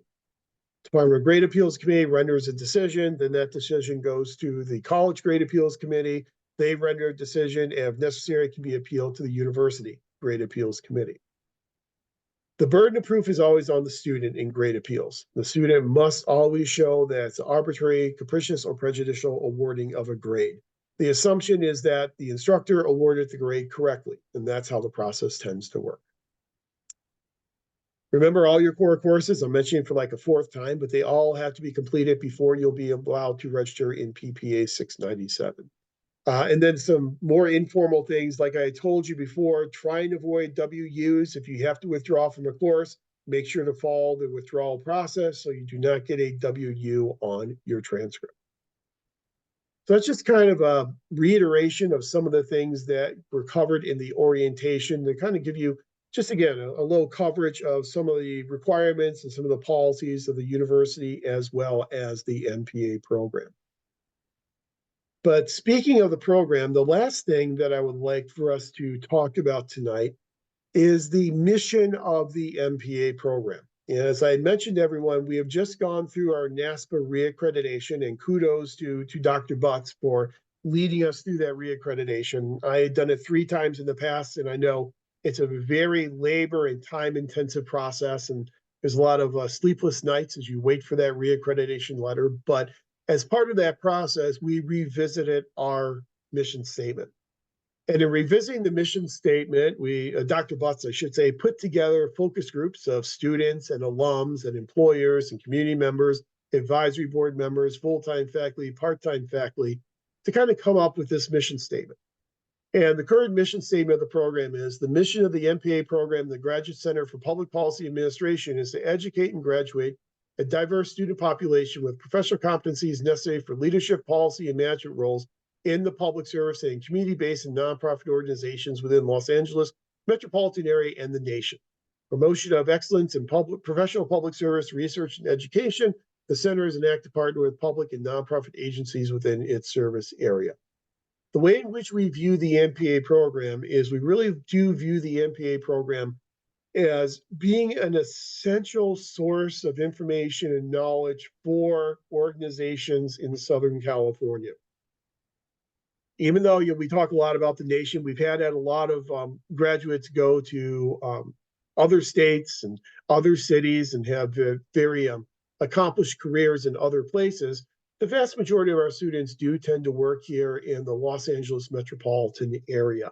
And so what we try and do here in the MPA program is we try and provide the competencies necessary for people to be leaders and managers in those types of organizations, and to do so in a value-based manner. So we also, in our NASPA accreditation, we have to discuss our public service values.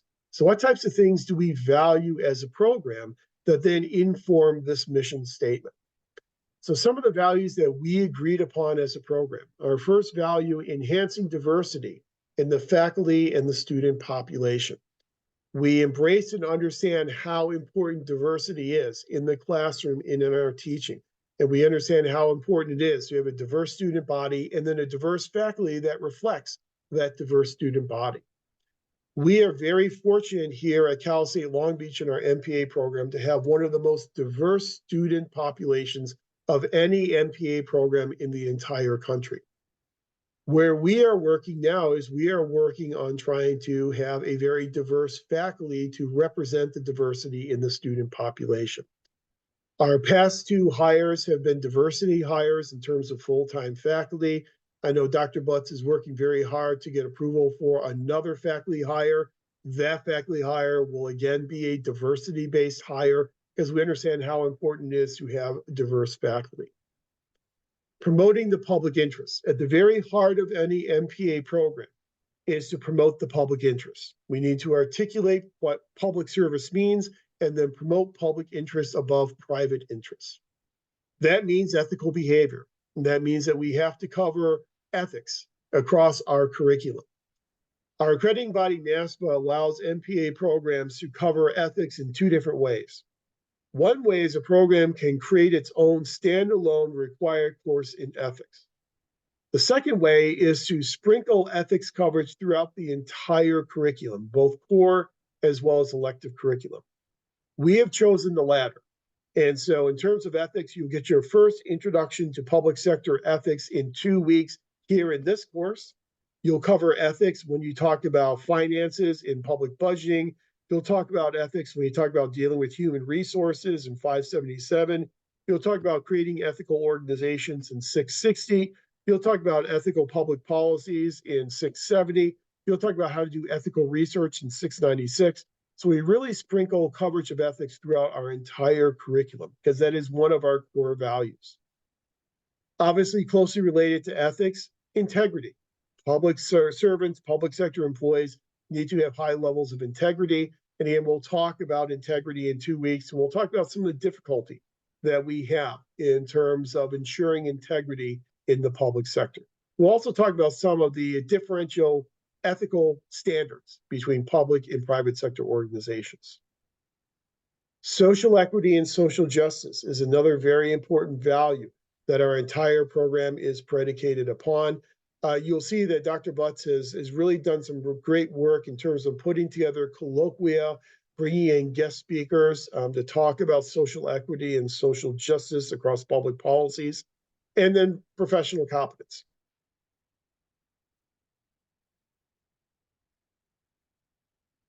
With the core competencies to effectively lead and manage in the public sector. And it looks like I'm going to turn my video off because it looks like my internet's getting a little unstable. So hopefully you can still hear me. But one more thing that I do want to cover, and then we will finish up for the night. Based upon those public service values, we also, as a NASPA accredited program, must articulate the competencies that students will leave the program with. NASPA has 5 universal required competencies that it requires every NASPA accredited program to demonstrate.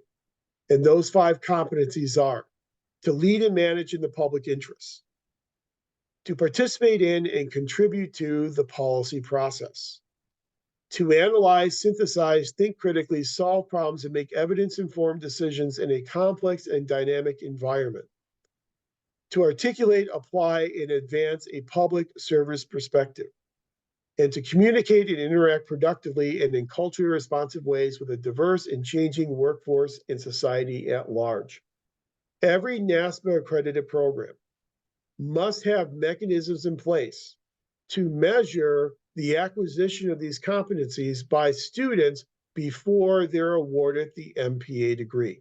So what we have done is we have basically mapped our entire curriculum in the MPA program around these 5 universal competencies.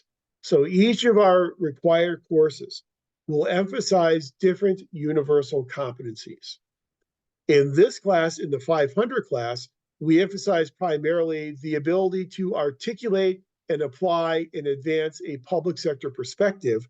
We really do focus squarely on differences between the public interest and private interest, differences between public organizations and private organizations, differences between the public sector and the private sector. And so that's one of the basic competencies that you will get as a result of completing this 500 course. And then the second basic competency in this course is to lead and manage in the public interest.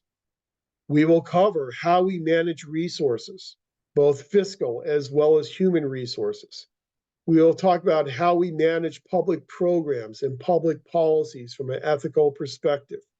We will provide you with some skills in this course that will help you become leaders and managers in the public and the nonprofit sector. So for 500, those are the 2 competencies that we focus on in this class. Then as you move into other classes like your 535 public budgeting course, in that course, you are emphasizing primarily the ability to analyze, synthesize, think critically, solve problems, and make decisions. That's one of the major competencies that you will get from your 555 course. And every course then emphasizes certain required competencies. And then in those 5 case studies that you'll complete in 697, the successful completion of those 5 case studies will then demonstrate the successful acquisition of these 5 universal required competencies. So that's why it's important that we are a NASPA accredited program, because you are guaranteed when you leave the program that you will have acquired these 5 competencies that will then assist you in a career as a public administrator and a public servant. I just think it's important to introduce that to you here in our first night of 500, because again, these competencies you are going to see embedded and incorporated throughout the rest of the curriculum and all the future courses that you take throughout the MPA program. I think that's a pretty comprehensive introduction for night number 1. So I hope that was useful to all of you. I'm going to try and turn my camera on and hope that for the last couple minutes, I don't lose internet, but I hope that was a good introduction for you to the course, as well as introduction to the MPA program for all of those of you who are enrolled in the MPA program. Do you have any basic questions about the syllabus, the course, the program, anything at all, since you have me in front of you here tonight? Feel free to ask. I do have one quick question, Professor. Sure, go ahead. This is in regards to their certificates. If I heard correctly, you mentioned that the financial management certificate was going to shut down due to the lack of demand. Do you have, or I'm sorry, go ahead. I was just going to ask if you have a specific date when that program was going to shut down, because that's something that I was interested in.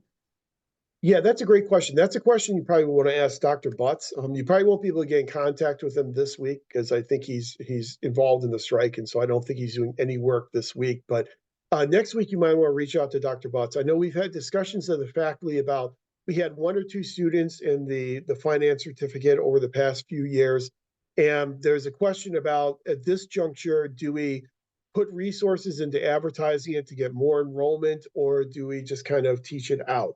And I don't think a final decision was made by the faculty yet.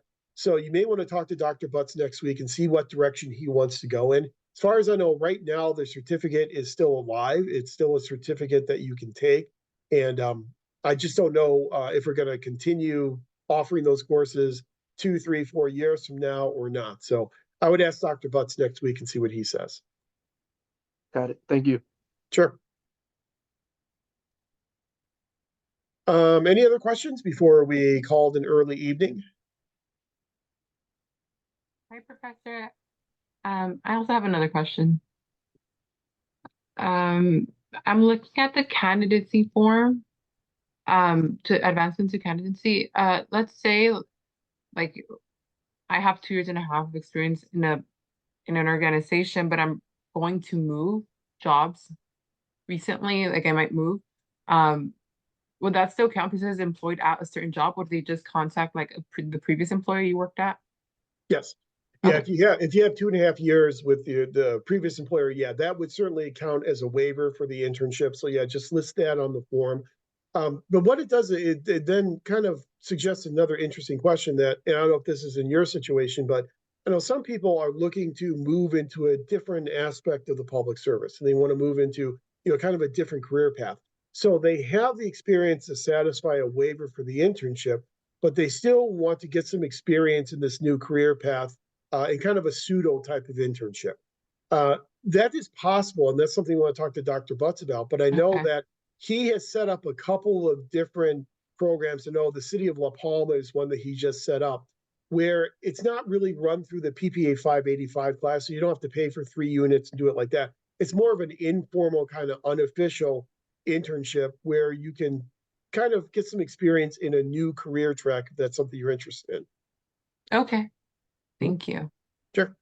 Yeah, but you definitely meet the requirements for the waiver, so you would not be All right. required to do an internship.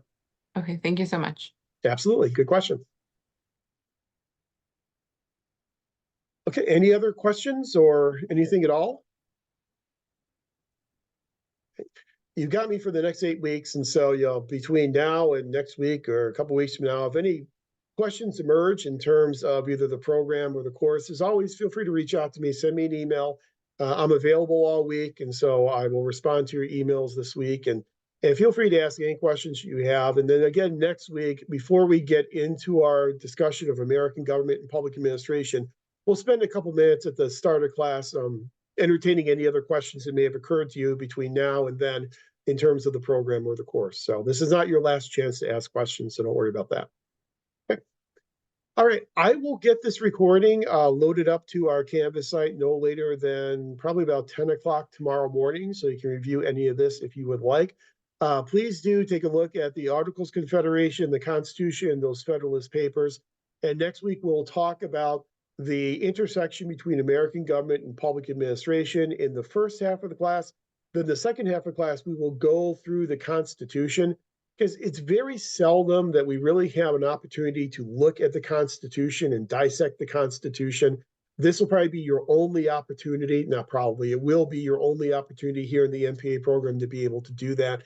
And so I'd like to spend the entire second half of class next week going through all 7 articles and 27 amendments to the Constitution and talk about what they mean then for the practice of public administration. So that's what we'll then focus on next Monday. Please do your introductory post. Again, it's not graded, but please do post that. And then if you can, between now and Sunday, do those 15 questions on the Constitution pre-assessment. And that will be very helpful to me to kind of know how much you know about the Constitution going into the course. Again, it's anonymous and it's not graded. Okay. Thanks, everyone. Nice meeting you. I look forward to working with everyone over the next 8 weeks. And as always, you have any questions, reach out and I'm happy to answer them. So have a great week and I'll talk to you soon. Have a great week. Thank you. Take care.